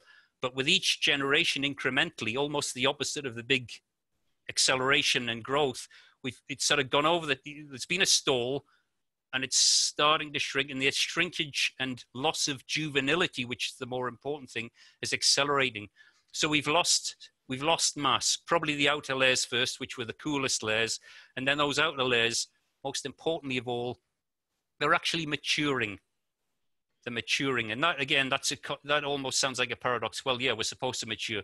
Well, no, I think it was having a juvenile and differentiated neocortex, like I was talking about before, set us apart, and that's now maturing. And because of built-in genetic asymmetry, the kind of thing Ian McGilchrist talks about, one side's maturing more quickly than the other. That's all. When I say that's all, of course, that brings a massive bunch of stuff with it, but that's all that's happened. And I think the evidence is pretty strong. I think the left brain's maturing and matured much more quickly. And of course, when I say mature, I mean it's matured into a typical mammalian mature brain. And what does that mean? Well, it's lost all these juvenile traits, plus a whole lot that we probably had that we don't even know about. And it's becoming more of a typical mature mammal, which is hierarchical, not too bright. Certainly doesn't have this expanded awareness. It's competitive, it's aggressive. And one thing I've sort of missed out of this equation, I'll build it in quickly now. One of the things that happens in mammals typically, and has also happened in a distorted form in humans, So you've got this juvenile window I was talking about in mammals. That's where you learn your life skills before you become sexually mature. There's going to be a big change. You're going to lose the plasticity where you're vacuuming up all this information. It's, that short window in mammals, 6 months, 2 years, whatever. That's where you learn everything. Then as the brain almost solidifies, it's lost that plasticity. So those learned traits have become rigidified, ossified, Ah. but that's okay. It works. You've learned how to deal with things. You have You those know, in built-in. that same period, the sutures close. Your sutures are quite Yeah, loose. You have that soft yeah, spot. And all yeah, of these, apparently babies are quite psychic, even in the womb. yeah, James Lipton did some really interesting work about this, that you have such a psychic relationship with your parents and you're literally thinking their thoughts. And well, not literally, but it appears as though you're thinking their thoughts. And then the older you get, you tend to lose these psychic abilities, the sense of play, like you said. But physically, the sutures close up, and some really important, also really interesting in the I don't want to call it a metaphor, in the story of the Garden of Eden. It was really implied that there was a sort of childlike state or an innocence that yeah. was destroyed or kicked out by something. And also, one more thing. Speaking of slow maturity, one of the biggest, most interesting things about Egypt, conundrums about ancient Egypt, in Abydos temple, there's something called the King's List that has a list of all the people who've reigned over Egypt and the number of years that they were the pharaoh or that they were in charge. And so there's a certain point on the King's List from this point forward, starting with Menes or Narmer, the Scorpion King. Dynastic Egypt starts at this point. Well, the wall goes this way too, and way before dynastic Egypt, there's a number of pharaohs. And the interesting thing, the reason we never hear about it in Orthodox Egyptology, is that the farther back you go, the reigns and the lifespans of these pharaohs start expanding to 200 years, 300 years, 350 years, 700 years, 900 years, 1200 years. And the official record that Egypt tells about itself was those first pharaohs had 15, I think there's like the very longest one was a 3,200. I may be wrong about this, but it's thousands and thousands, maybe 3,000 years reign from the first pharaohs. And so very interesting what you're saying about long-term, longer-term maturation process. And also sort of interesting the Terence McKenna idea of panspermia, that there's something that goes from planet to planet and creates sentience through a symbiosis with people, that it's an accelerant of consciousness for some reason that travels from planet to planet through the panspermia mechanism. Well, picking up on your longevity theme, I'll just briefly finish that conditioning thing Yeah, because I think please. it's important. So that normal thing where in mammals you learn a lot of life skills. It's not the whole picture. There's some plasticity left, but a lot of the plasticity goes. But you've got a response kit built in that you've learned from your parents or those early protected years, and that's kind of the conditioned response. And it works very well. It's a successful system. You trade plasticity for sexual maturation. You reproduce, which is of course pretty essential. And I think what's happened with what we call humans is as we lost this symbiotic connection and our brains started maturing, one side more quickly than the other, then this old pattern of what this kind of ossification of the left brain in particular, and that kind of I can't think of the right word, but that almost crystallization of those early experiences. Again, we call it conditioning. It was never designed for a consciousness system. It was more pre-conscious systems. Wow. But that whole conditioned and abstract conceptual world we've built is a hangover from this early conditioning. It's why, it's why we identify with it so much. It's why people's beliefs become who and what they are. And I think, and dare I say it, that's all pathological. That's all something that's happened since our neural system began maturing, this slow atrophication, and where our sense of self becomes ossified, and it's become increasingly difficult to break out of that. It's become increasingly dominant, and that's a symptom of pathology. All our beliefs, even the more accurate beliefs that we can see correlate with reality, let alone the crazy ones we've invented, that whole mechanism is part of the pathology. I think when the two systems were working properly in unison, this big layer of juvenile tissue, we worked in real time. We had phenomenal capacity to learn. That stayed with us. We had eidetic memory, so we didn't need this clumsy, conditioned version of events. Like I say, it's successful for basic mammalian and other systems. But we had eidetic memory. We couldn't forget anything, even if we wanted to. And You unlike didn't need today, paper and pencil. You didn't need language. You didn't need no, external record keeping. Wow, and that's no. what we see. And that's why the oral tradition was so successful until more recent times, where the system's fragmented because our left brain has pathetic, the left brain's given its left brain memory a specialist kind of identity, like it's some kind of advanced thing. We don't need to retain that much memory because it would overwhelm us. Well, yes, it would overwhelm the left brain, but it's a pathology. It's not a specialized adaptation. It's the left brain giving itself a clean bill of health again, as it does with all of these things. As you were saying, it confabulates. It makes stories up to retain familiarity in the status quo at all costs. Whereas I think real time, it just worked real time, and it had phenomenal capacity. I mean, I think it was synesthesic as well. We see evidence of this in altered states and with younger people, where today our left brain thinks it's great. Well, we've got audio, we've got visual, we've got touch, we've got feel, and we process those things separately because that makes sense, because the left brain can't imagine it any other way. But actually it makes more sense if all those senses are fused and processed simultaneously, a bit like the context of ancient Egypt, where you've got multi-layers all working harmoniously. Symbolism and layers. How are you going to perceive the world more functionally? Right. One sense at a time, or them all working together harmoniously? Wow. Well, synesthesia frightens the left brain. It's like, oh, I don't understand that, it's scary. But if you really move into those states and start working with them, and people report this all the time on psychedelics, it's like, well, the music's pouring out of the speakers, and when it hits me, I can feel it. And, if that's a hint of our relic system, I'm not saying fully functional. Again, what's more functional? We can absorb all this stuff simultaneously, but we have to break it down into these little bits, and that's more advanced. Anyway, that's enough on that. There's plenty of material on that, and anybody who's interested can follow up the research. I'm going to touch briefly on longevity, and I see, as usual, my plan's gone to hell, but never mind. Yes, longevity, fascinating. It's never been my main focus, but I am talking about it more because you don't, in biological systems, very simply, you don't start aging until you become sexually mature. That's when the aging clock starts ticking. You're trading this plasticity, this regenerative juvenile state that's essentially immortal. If you follow sperm and eggs, it is immortality, really. But we're more like that in this juvenile form. It's not. We've not pressed the start aging button yet. That happens at sexual maturity. Well, if we never reached full maturity in the way that most mammals do, you don't age, or you certainly don't age at the same speed. And that may account for these ancient myths of great longevity. I can't comment on the specifics. I don't know enough about it, and they may have become distorted. Who knows? But I would expect humans to have lived much longer and been fully functional also, of course. It's not just about living an old age plugged into machines and not being able to do anything. What's the point of that? It's being fully functional. And again, who knows? We know our genetics currently and our current physiology, 120 is about the max, and that's quite rare. I would guess a lot longer than that. I don't know about thousands of years, who knows? But like I say, in principle, biological tissue can last that long. We see it in the plant kingdom easily enough. Yeah. It's not like it has to senesce and become old.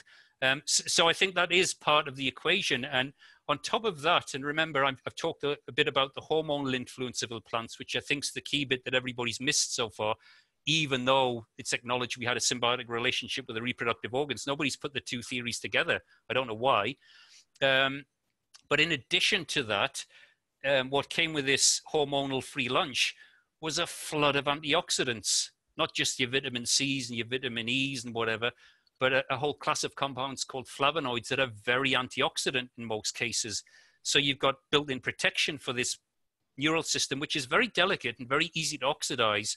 Where are you going to grow this? On the savannah, where there's no protection, no chemistry, nothing, or in this very safe or relatively safe environment where you're being flooded with hormones to build the thing, chemistry to protect it, and also a lot of these classes of compounds are mildly neuroactive. So going back to symbiosis and emergent structures, the neocortex, I'm saying, is an emergent structure. Well, when you're talking about symbiosis, forget about serotonin and dopamine, the mammalian active chemicals. Yes, they're still there. They're still playing their role. But in symbiotic language, the chemistry coming from the plants become part of the operating system as well. That is your neurochemistry. It's not an optional add-on. It's an integral part of the operating system, because that's where it expanded and evolved. That's what it needs. So the plants were providing loads of compounds that when you're actively active, you're chemically active, yes. Loads of compounds that protected our brain, and loads of compounds that made sure it stayed juvenile. So you had this whole bunch of stuff going on there. Well, when you walk out into the savannah, or you're booted out because the forest's gone, yes, you lose the hormonal stuff. The brain's going to start reverting, but you've lost a massive, massive load of protection, and most of the complex neurochemistry gone straight away. You're in deep trouble, you know? And I think the traditions allude to that. They talk about these ages of man, this golden age, the silver age, and it's in several of the main traditions. And I think they're telling a very real story, just in a language we're not very familiar with anymore, that we're in really serious trouble. And bringing it back into modern parlance, say if you troll the academic literature, what do you find? Especially around the split brain literature, you know, you find a hemisphere that its default position, as you were talking about, is confabulation, is delusion, is denial. Now, what's one of the common themes in all these ancient traditions? We were descending into, amongst other things, a state of delusion. And there it is in the academic literature. And do they factor it in? Do they go, right, we have to stop everything. We don't know what the hell we're doing because our central processing unit is in serious trouble. No, we invent some stories to make it okay. Oh, it's specialist adaptation. Of course, the left hemisphere needed to be able to delude itself to hide food from its competitors, or some crazy, you know, this PhD paper is written trying to explain why humans are so good at self-delusion and denial and so on. And it's in the literature. Anybody can find it. The papers are online, and they're solid papers. I mean, people like Michael Gazzaniga. I mean, have I got... I don't know if this will come up. I'm not too familiar with this, but let's just put this up. Is that up there, or? Click on publish again. Double click on it.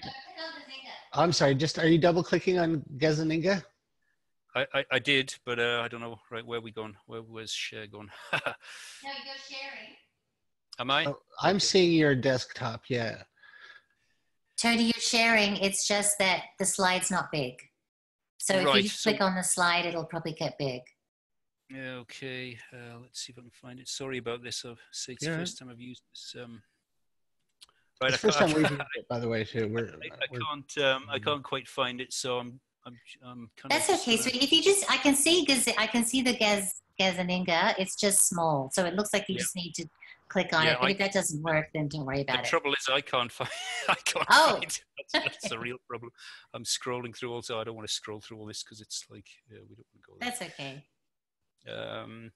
Anyway, maybe next time I'll be in better space to use all this. Oh, and you know, the other thing, Tony, is just email me these after the fact, and when we post the video, I can put the big graphics up that are appropriate. Well, okay, and I'll do that.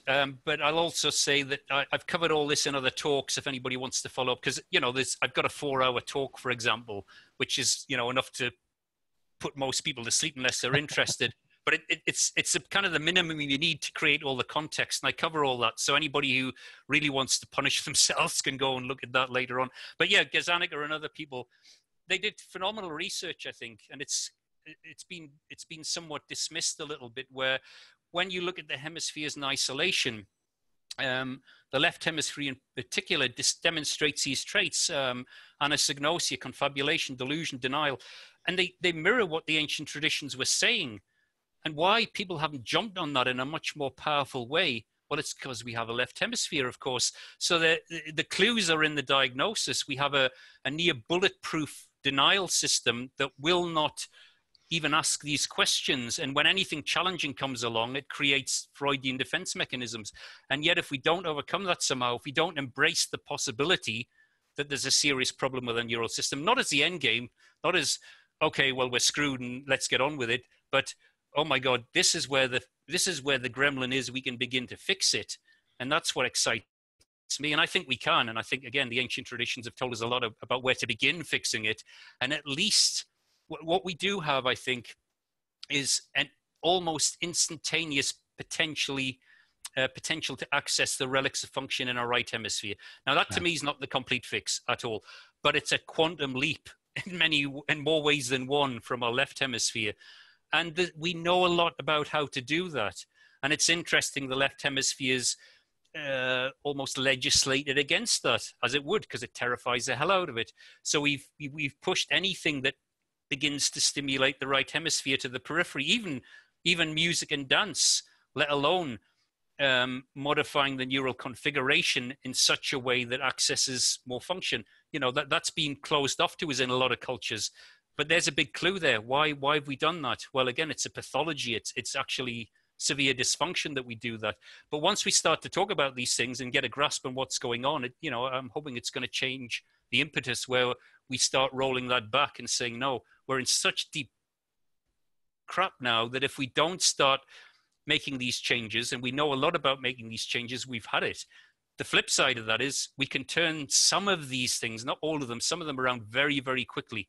Most people, I'd say, well, I'd say probably overnight, but let's be realistic. Let's say a month or even a year. Let's say a year. Let's be really realistic.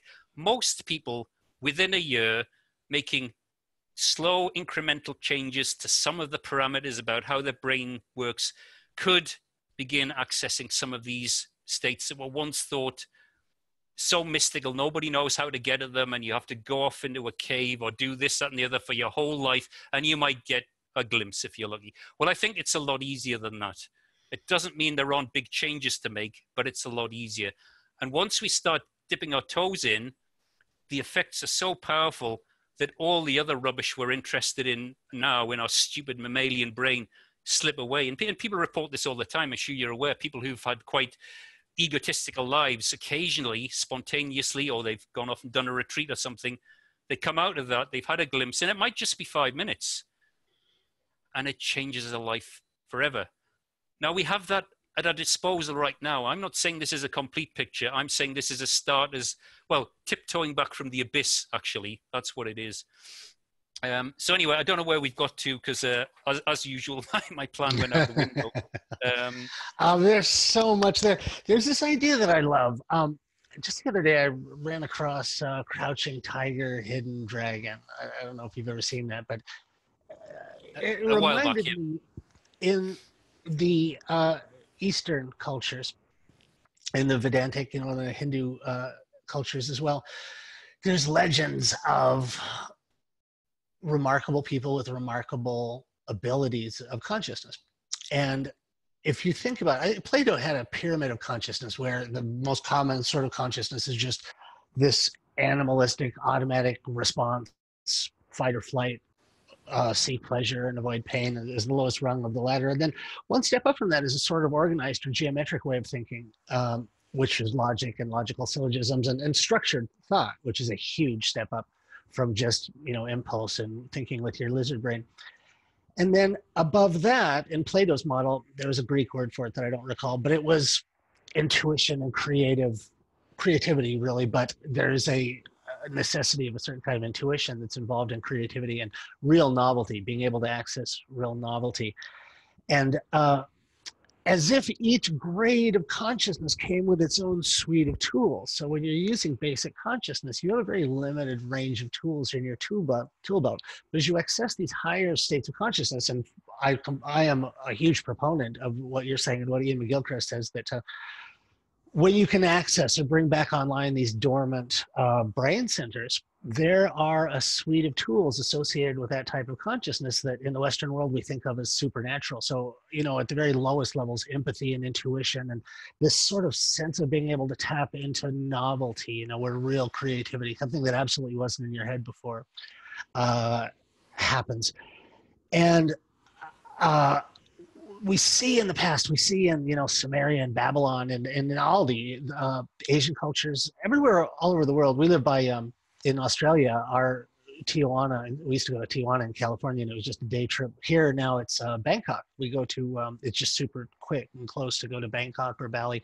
And the same thing there, massively older cultures. And these cultures all seem to celebrate this state of mind and these tools and this spiritual connection, psychic ability, and just this sense of knowing that's not mechanical, empirical proofs, but this just sense of knowing that is the suite of tools that comes with accessing that grade of consciousness. So in the past, we see these examples of remarkable intelligence, this aesthetic way of thinking, and a synesthesia. By the way, it was a huge failing of mine. I meant to ask Rick Strassman about synesthesia, that there's no real explanation for why we see all those fractals and the weird shapes. And I wonder if it's a product of synesthesia that makes you see something that we don't normally turn into visual processing. And that's why those beautiful and crazy visuals happen on drugs. But anyway, the past gives us this promise, and it's a proof that at one point humans had achieved this state of consciousness. One of the biggest questions that comes up among our group and among everybody that's really obsessed with the ancient cultures, and ancient Egypt especially, because it was such a high watermark of aesthetics, is as we said at the beginning of the show, why were they so smart, and how come we're not that smart anymore? And your work is the most optimistic and empowering thing that I've heard in quite a long time, because you're laying out a very explicit, completely manageable, well within the grasp of anyone, this means of returning, maybe not completely, or maybe we go, because of all we've been through, we go to a place that's even better than they were at before, which is entirely possible. But the fact that you've put in our hands this means of taking over your own evolution, and believe me, people, anybody who's ever done LSD, or anybody who's ever had those unique set of epiphanies where your brains stop working as two separate warring things and suddenly they become one thing, this emergent property. Once you've had a taste of that, it will be worth the trouble you go through to make the conversion from a wheat and bread-based diet to a live fruit-based diet, that the things you find yourself doing, the things you find yourself able to do, are worth the effort. And anybody who has that longing for the beauty and the brilliance that was expressed in the past, this is where the rubber meets the road. Well, I agree, and I mean that's one warning I'd say if you really think where we're heading is fantastic and everything's great and it's great to destroy if you the love forests, NASCAR, if you love sports and NASCAR, yeah, and you want to create the most stressful culture you could invent, built on exploitation and slavery, it's probably not a good idea to try these things, because if you get very far with it, then you'll realize what an idiot you were. And I include myself in that, of course. It just becomes irrelevant. Of course, the culture that our left brain has created in the last 10,000 years, and increasingly so, it's tried to cut off all those channels because it's a threat. You know, you have to be part of the machine of self-destruction, because that's what it is. I mean, Graham Hancock talks about this a lot more. We're basically programmed to consume, which is another word for destroy, and produce a load of crap we don't need. You know, that's really all. That's all the left brain's come up with as a culture. Yeah, there's not much else. And art, you know, this thing that I loved, and this pure thing that I went to school for and spent my whole life on. And the only way that an artist can make money these days is to sell your talents to advertising. And advertising, I just sat down and started thinking about this the other day, that advertising isn't a few degrees away from the point of art. Advertising is literally the evil inversion of the nature of art. That the point of art is to connect you with genuine, your heart's desire, your Crowleyan will, your, you know, what you are. And it's like the extreme sociopathic military that will bring in brilliant right brain minds to build nuclear weapons or whatever the hell it is. You know, that to me, that's what advertising is. So it's taking the relics of right brain function and turning it against the right brain by encouraging. Yeah, it's insane, but that's what it is, you know. And in advertising, it is literally the opposite of what the point of art is. That art is supposed to bring out these honest and true resonance with you. Advertising does the exact opposite, where it installs these false, fictitious things that you don't need, Milo and chocolate and cakes and whatnot, alcohol. It is literally the evil, insane sister of art, but literally the absolute inversion of it. And the way that our society is entirely structured, like I can't ever have a moment alone. If I go out to eat lunch, they pipe in music to keep me from hearing my thoughts everywhere you go. If you work on an assembly line and you decide, you know, today I'm going to put this chair together in a different way because I'm in a kind of creative mood. The post-industrial world hates creativity and hates novelty.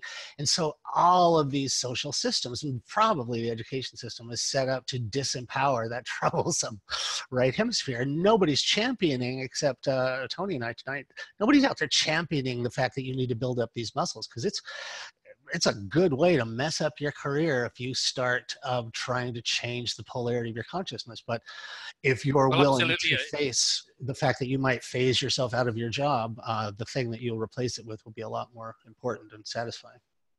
I totally agree. And a lot of people talk about this and see it as causal, and I can understand why. The more the left brain has assumed dominance and started to create the world in its own image, obviously it's created mechanisms in institutions to accelerate that process. So you talk about education. Well, if that's not about creating, production line zombies generically, and plenty of people have written on this, isn't new, of course, these things accelerate the process, the opposite of what you're talking about, where, and probably here until, you know, a thousand years or two ago, pre-Roman or whatever, and elsewhere in the world, it still exists, where the relics of those traditions are embraced and encouraged, and it slows it down. It doesn't stop it, unfortunately. It just slows it down and makes it less intense. And that's one positive thing. Again, I'd like to say that our left brain is more like a primitive mammal, a bit like a dog. You can train it, and currently it's training itself to be more left brain, which is a disaster. But you can, and these traditions did train it to at least be more accepting of right brain stuff, training it to be a bit like the right brain. It can't be, but at least it accepts that stuff. It's not frightened by it, the apprenticeships and the initiations and so on. They were revered. And that doesn't fix the left brain, but it programs it to be much more, even excited by those things. Like I say, it's very malleable, hence the advertising industry. So even today, we could decide to switch training highly programmable, highly indoctrinatable left brain with at least some good programs in the meantime, until we can figure out what the hell else to do. So stepping back from what we've done the last few hundred years, couple of thousand years, and creating traditions and programs that do exactly what you were alluding to, that still exist. And we can be quite eclectic. We can look at the best stuff that's around, look at the ancient traditions and say, well, okay, how should we bring our children up? Train them to be competitive sociopaths. That's really what we're doing. We might not call it that, particularly if the evidence supports the fact that really our origins are symbiotic and our brain was symbiotic. So we're trying to override that all the time. And what are the results? Well, global warfare, global destruction. And really, and I talk about this a lot, it's a classic symptom of mental health, that as a species, if we were to present at the consultant's office and we reel off the symptoms, it's really self-harm. It's not destroying the environment. It's not, I mean, it is, but it's really self-harm. And self-harm, by the time you get to self-harm with mental health problems, it's pretty serious, and well, we're in industrial scale self-harm, and we've dressed it up as progress. And we actually buy into this stuff. We're so programmable. We can't wait to buy the next piece of crap that'll be obsolete in 2 days. And the fact that somewhere down the supply chain, the last bit of ancient forest is gone and there are kids working down mine, even though the evidence is there, that's how programmable we've become. The plus side of that is we can decide to build in some good programs as a stepping stone only. And we could start doing that tomorrow. Are we going to start doing that tomorrow? I don't know. I don't know how to, obviously my interest is whether, my whole agenda, I suppose, is to create an abstract version of ourselves, because we've lost our experiential capacity. We no longer perceive who and what we are. And we're massively disconnected as to how bad things are. We're sort of a bit aware of some of it, but we should be sat in the corner of the room in streams of tears, everybody, at what we're doing, even the local stuff, let alone the global stuff. But we've lost that capacity. So we almost need an abstract reductionist model, which is kind of what I'm trying to build, perversely enough, so we can look at that and see where the gremlins are, because we can't feel them anymore, and begin correcting them via an abstract map. to bring back the experience, at which point the map's irrelevant. You know, it's never about the map. It's about getting back to experience. But if he can't sell it to the left brain, the dominant left brain, it's not going to work. And I think that is possible. I think it's possible to make a case in the language of the left brain, create this abstraction, which is kind of what I think I'm working on. That's one way of describing it, where it becomes obvious, even in left brain language, that the left brain is the problem, you know. And one thing the left brain, I say this quite a lot, it loves control, it loves familiarity, all the symptoms we know about, and look at the world it's creating. But one thing it values almost above everything else is to be seen to be smart. It hates being seen to be stupid. Wow. The fact it is by the by, but it hates to be seen to be stupid. So my plan really is to create this abstraction, and it's not really my work. I'm, you know, correlating everybody else's work. And if it makes sense, if it's possible to make a compelling case, the psychology you can build into that is it, you know, the last person to see this for what it is, the fact that we've got a serious neurological condition, it's primarily a left brain, we can fix it, is the most stupid person in the room. People will jump ship because they don't want to be seen to be stupid, even if they don't understand it. Right. You know, except the most psychopathic idiots there are. You know, that maybe there's no reaching them, but it doesn't matter. You can reach a lot of people. But I think you can make a case where it's compelling. You can't feel it, but all the clever people seem to think it's cool. I'm jumping ship. Wow. And I'm hoping that's going to be built into this, because I am starting to get some quite positive reactions from people that I consider are pretty smart. So if it's possible to find the right language, which is the real challenge with this, it's not, I don't think it's the fact that we've got a serious neurological condition. To me, that's a complete no-brainer, for want of a really stupid pun. It's how the hell you communicated when your patient, all of us, including me, has got essentially a form of dementia. Yeah. Because Wow. maturation, you know, I've talked about the brain, all that's happened is our brain's asymmetrically matured. Well, what goes with maturation is aging. We've talked about that. What happens when the human brain ages? Unlike almost any other species, it becomes dysfunctional. It starts shrinking, becomes dysfunctional. Well, we see that in an evolutionary context and in our single lifetime. You can see quite a bit in our single lifetime where things have gone wrong and what we need to change. But how do you address how do you address the demented patient? You have to find the language of dementia, and you have to speak to them in a way that they understand. And that's a real twisted thing. And I don't know all the answers to that. But I have got a demented left brain myself, so I can use that to check in. You know, if my left brain can understand it, maybe somebody else's can. That's how I work, and take it from there. You know, and that's a slow process. Amazing. Have we got time for anything else, or? I'll tell you what, sweetie, we've got 2 questions, and then I think we'll let you go, because we've taken twice as much of your time as we've asked for. Okay. Well, I'm sorry about that. Like I said, I did have a plan. It's us. We're being greedy. I don't mind at all staying here. Let's take a couple of questions, and I'm good to keep going. Tony, if you're willing to be generous with your time, I want to hear more. Let's do some questions just as a. Okay. Yep. Okay. The first question is there a difference between left-handed people and right-handed people in terms of suffering from this dementia that you're talking about? Good question. Comes up quite a bit, and there is a difference, but it's not as good a difference as some people might like to think. I mean, there's quite a lot of people in the various parts of society like to think they're completely right brain. I think the condition has a spectrum. There's degrees of, but it's still left brain dominance. Unless you're singing your communication, you're probably in your left brain. You maybe not be as much in your left brain, and I would accept that. But the idea that some people are completely right brain, I have grave doubts about. I wish I didn't, but unfortunately, I think the condition's more insidious than that. And the handedness thing is interesting. I think what happens is the left brain's a super control freak. It can't do very much. It likes to do everything it can, and even some things it cannot do, hence the inhibition of the right hemisphere.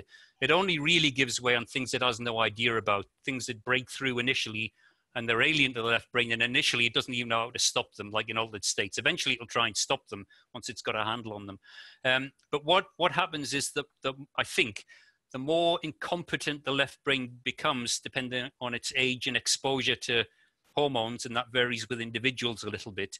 So the more dysfunctional your left brain, and generically this hits males harder than females, but paradoxically, the loss of control allows a little bit more access to the right brain. So I think some of these traits migrate as the left brain becomes increasingly incompetent. It has to give way in certain areas. So if you've got a more damaged left brain, it sounds quite grim, but you typically, it has to yield. And even some physical things start going over, like handedness. So I think your typical left-hander, should I say, typically has a more compromised left brain, and it's lost a bit more control. So you tend to be more artistic, you tend to have more access, and even some of your physical traits move. It's, you know, it's not even very competent at controlling anymore, the handedness. So that's what I think is going on. So yes, there is something of interest there, but I'm afraid it's not, oh yes, you're completely right brain. I wish that was the case, but by degrees a little bit more. And I think, again, with the, you know, the very generic, and I am generalizing here, difference between men and women. I think men, because of testosterone, their left brain gets hit harder. Look at Simon Baron-Cohen's work, fascinating stuff. Again, we could talk on that for about 2 hours, but we haven't got time.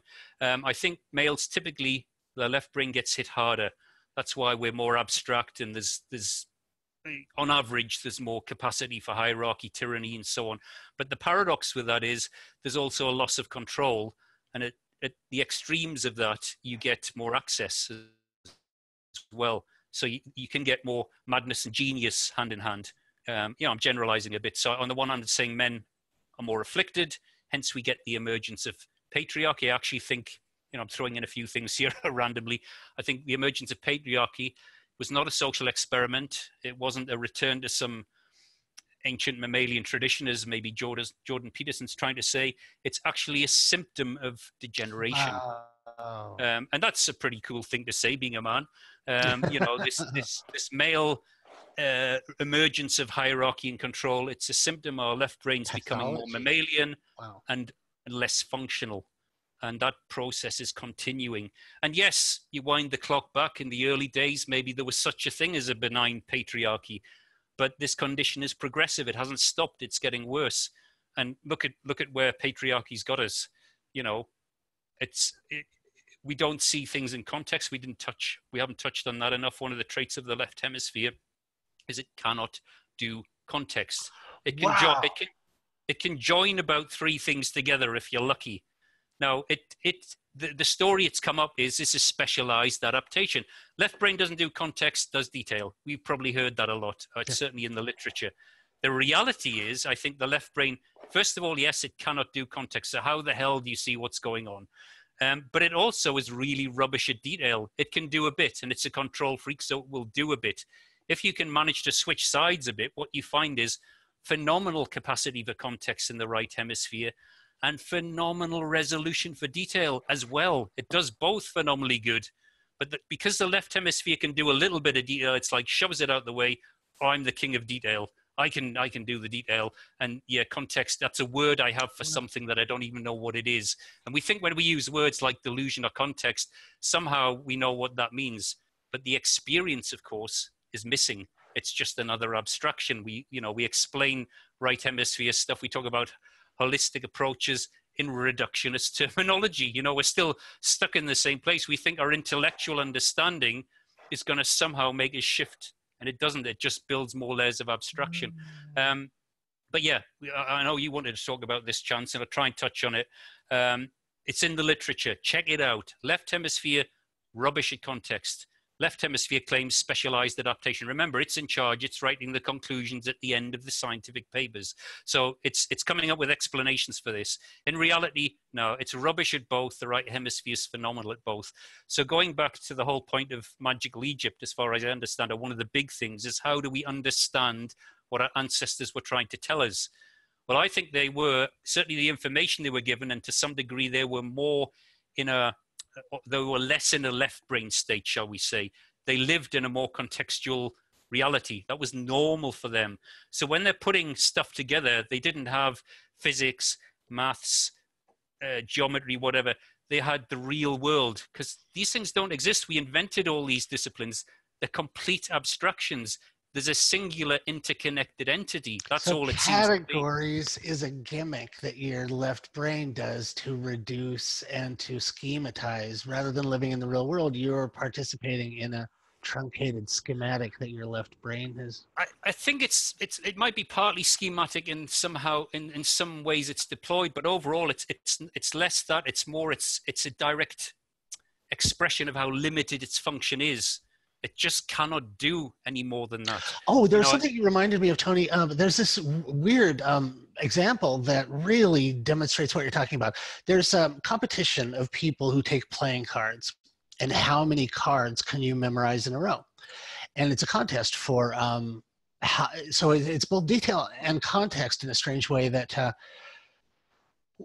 the people that trounce everyone else, the people who can remember hundreds and hundreds of cards in a row, are the people that visualize a story. So if I want to, I'm sure you've heard this story, that the people that are really like eidetic is the word you used before, the people, the weird ability to remember hundreds and hundreds of cards in a row, do so by visualizing a story and adding to that story. There's a small man with a red hat who approaches a blue door, and you tell this little story that you can actually see. And although nobody in that competition ever openly acknowledges it, what they're doing is they've stopped using their left brain and they've started using the unique properties of the right brain, which is all about context and visual building and nonlinear association. And so in any endeavor in the human experience, if you can find a way to use your right brain as the processor rather than your left brain, you're going to start exhibiting superhuman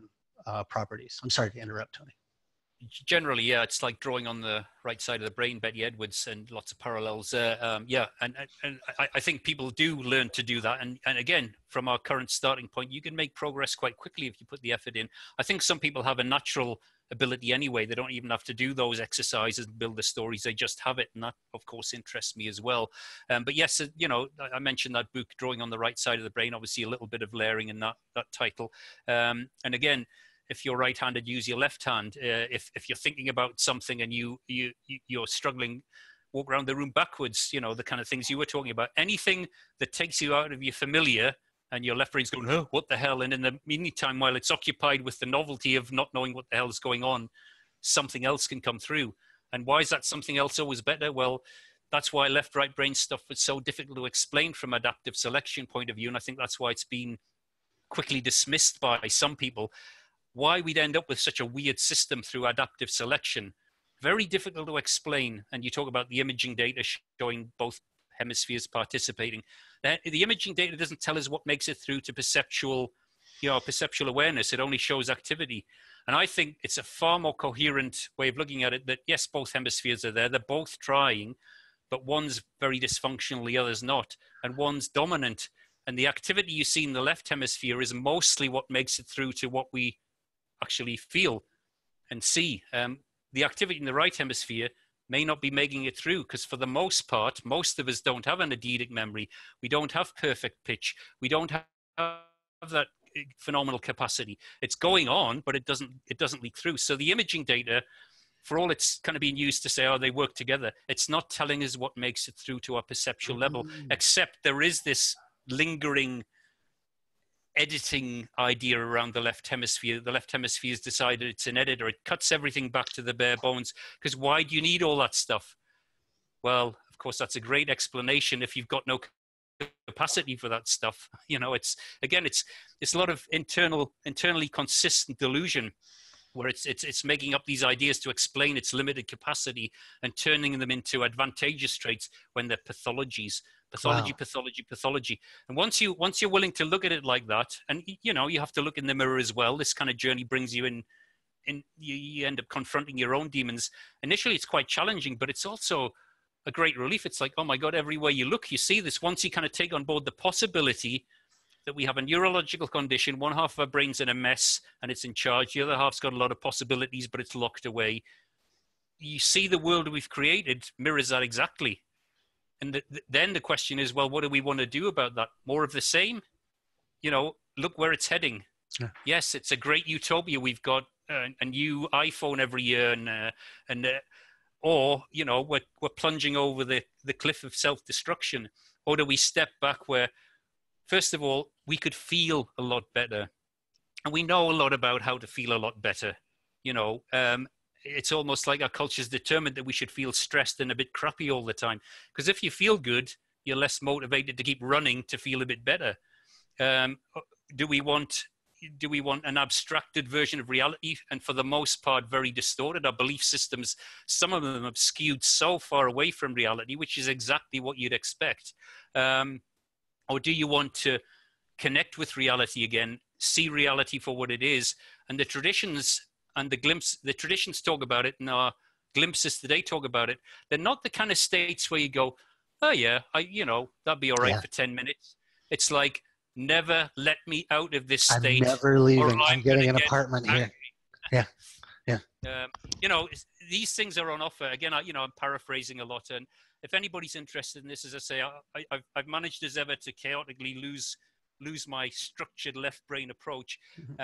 But please follow up. I've done some other videos. Some of them are quite long, but all the gaps can be filled in. And eventually the picture builds. And once you see the picture, it comes right back down to this simple summary: asymmetric reversion to type. That's what I think's happened to our brain, and we can reverse it. And in the meantime, the kind of work you're doing, absolutely, we should be encouraging people with contextual abilities, artists, poets, to look at this material, because the reductionist approach, it will yield some data, and that will be useful, but there'll be no context, and there'll be looking beyond what can't be seen. And in addition to that, and I think we're kind of hinting at this, we should be bringing in people and encouraging them to engage in practices that enhance that while looking at these problems, not just as a recreational thing or as a spiritual journey. Of course, that's all important, but to deal with problems. And we're seeing that, or we're hearing hints of that in Silicon Valley and so on. People microdosing. Yeah. Unfortunately, it's to build more shit we don't really need. That's my opinion. But if we use that approach to introspect or to look at the relics of these traditions, I think they come to life much more quickly and start giving us some powerful guidelines as to how to get ourselves out of this mess before it really is too late. And I don't think we have forever. We're always doom mongering, and I'm probably guilty of that. But I think the most insidious thing that you've talked about, the left brain's doing what you'd expect it to do. It's trying to create a uniform left brain culture and snuff out any threat, because it would do that, not because it's evil, because it's limited.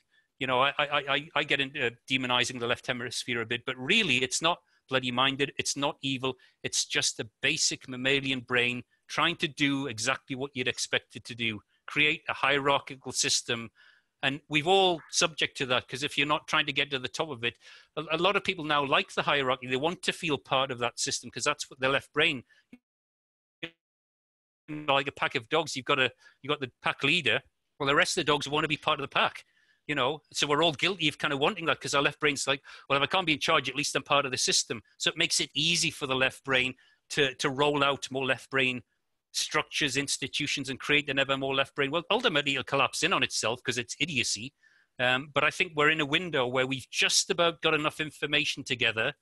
We've just about got enough technology that could be doing something useful, including the internet, where we could create protocols and information that give us the choice to say, well, do I want to stay with my damaged brain? That's what it is. Or do I want to fix it? Now, who's going to stand up and say, yeah, let's keep the damaged brain? Right. That's what it comes down to. Or do we want to start fixing it? And like I say, on a positive note, we know a lot already about how to start that process. I'm not saying complete it. That's a bigger project, but we can make some big shifts quite quickly.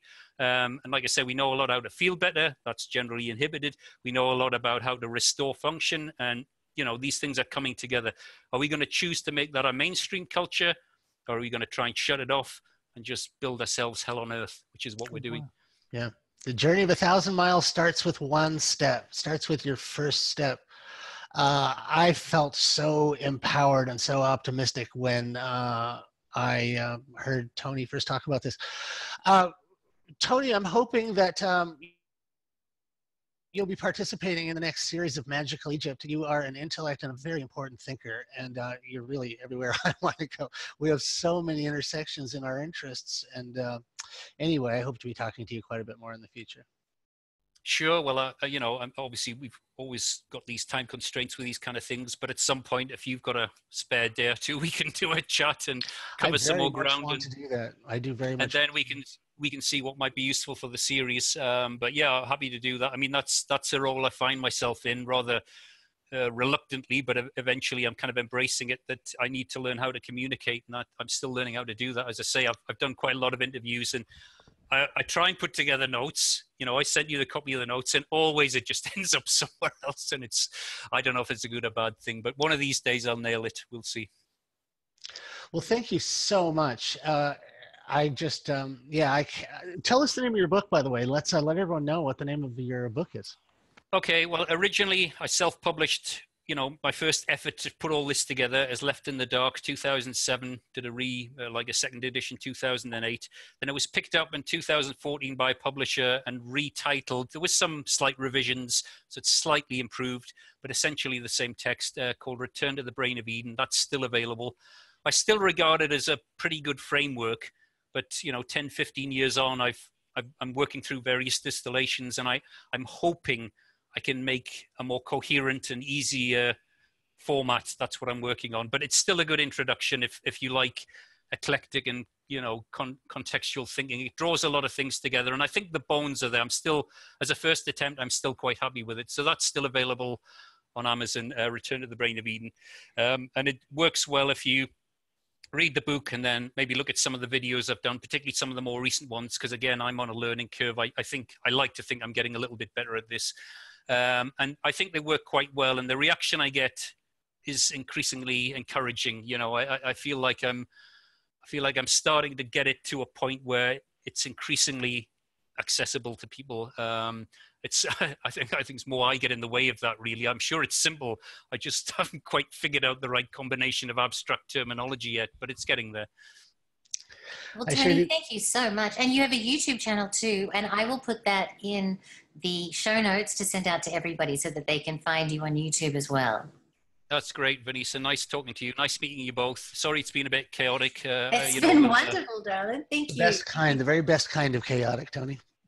Okay, fantastic. Well, let's chat again in the future, and I hope your listeners make some sense of this. And as I say, there's everything I've mentioned. Please follow up. There is information available. I've compiled some of it in my YouTube videos or in the book, but do it independently. And I'd say one last thing, really.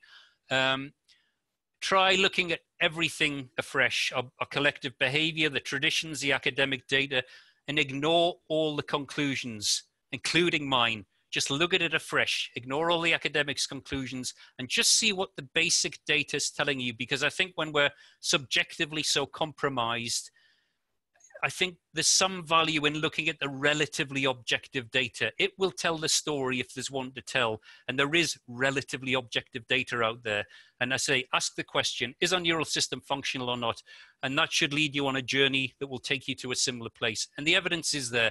And there's masses of it that have to be, because I'm basically saying we have a very serious dementia-like condition due to this reversion process.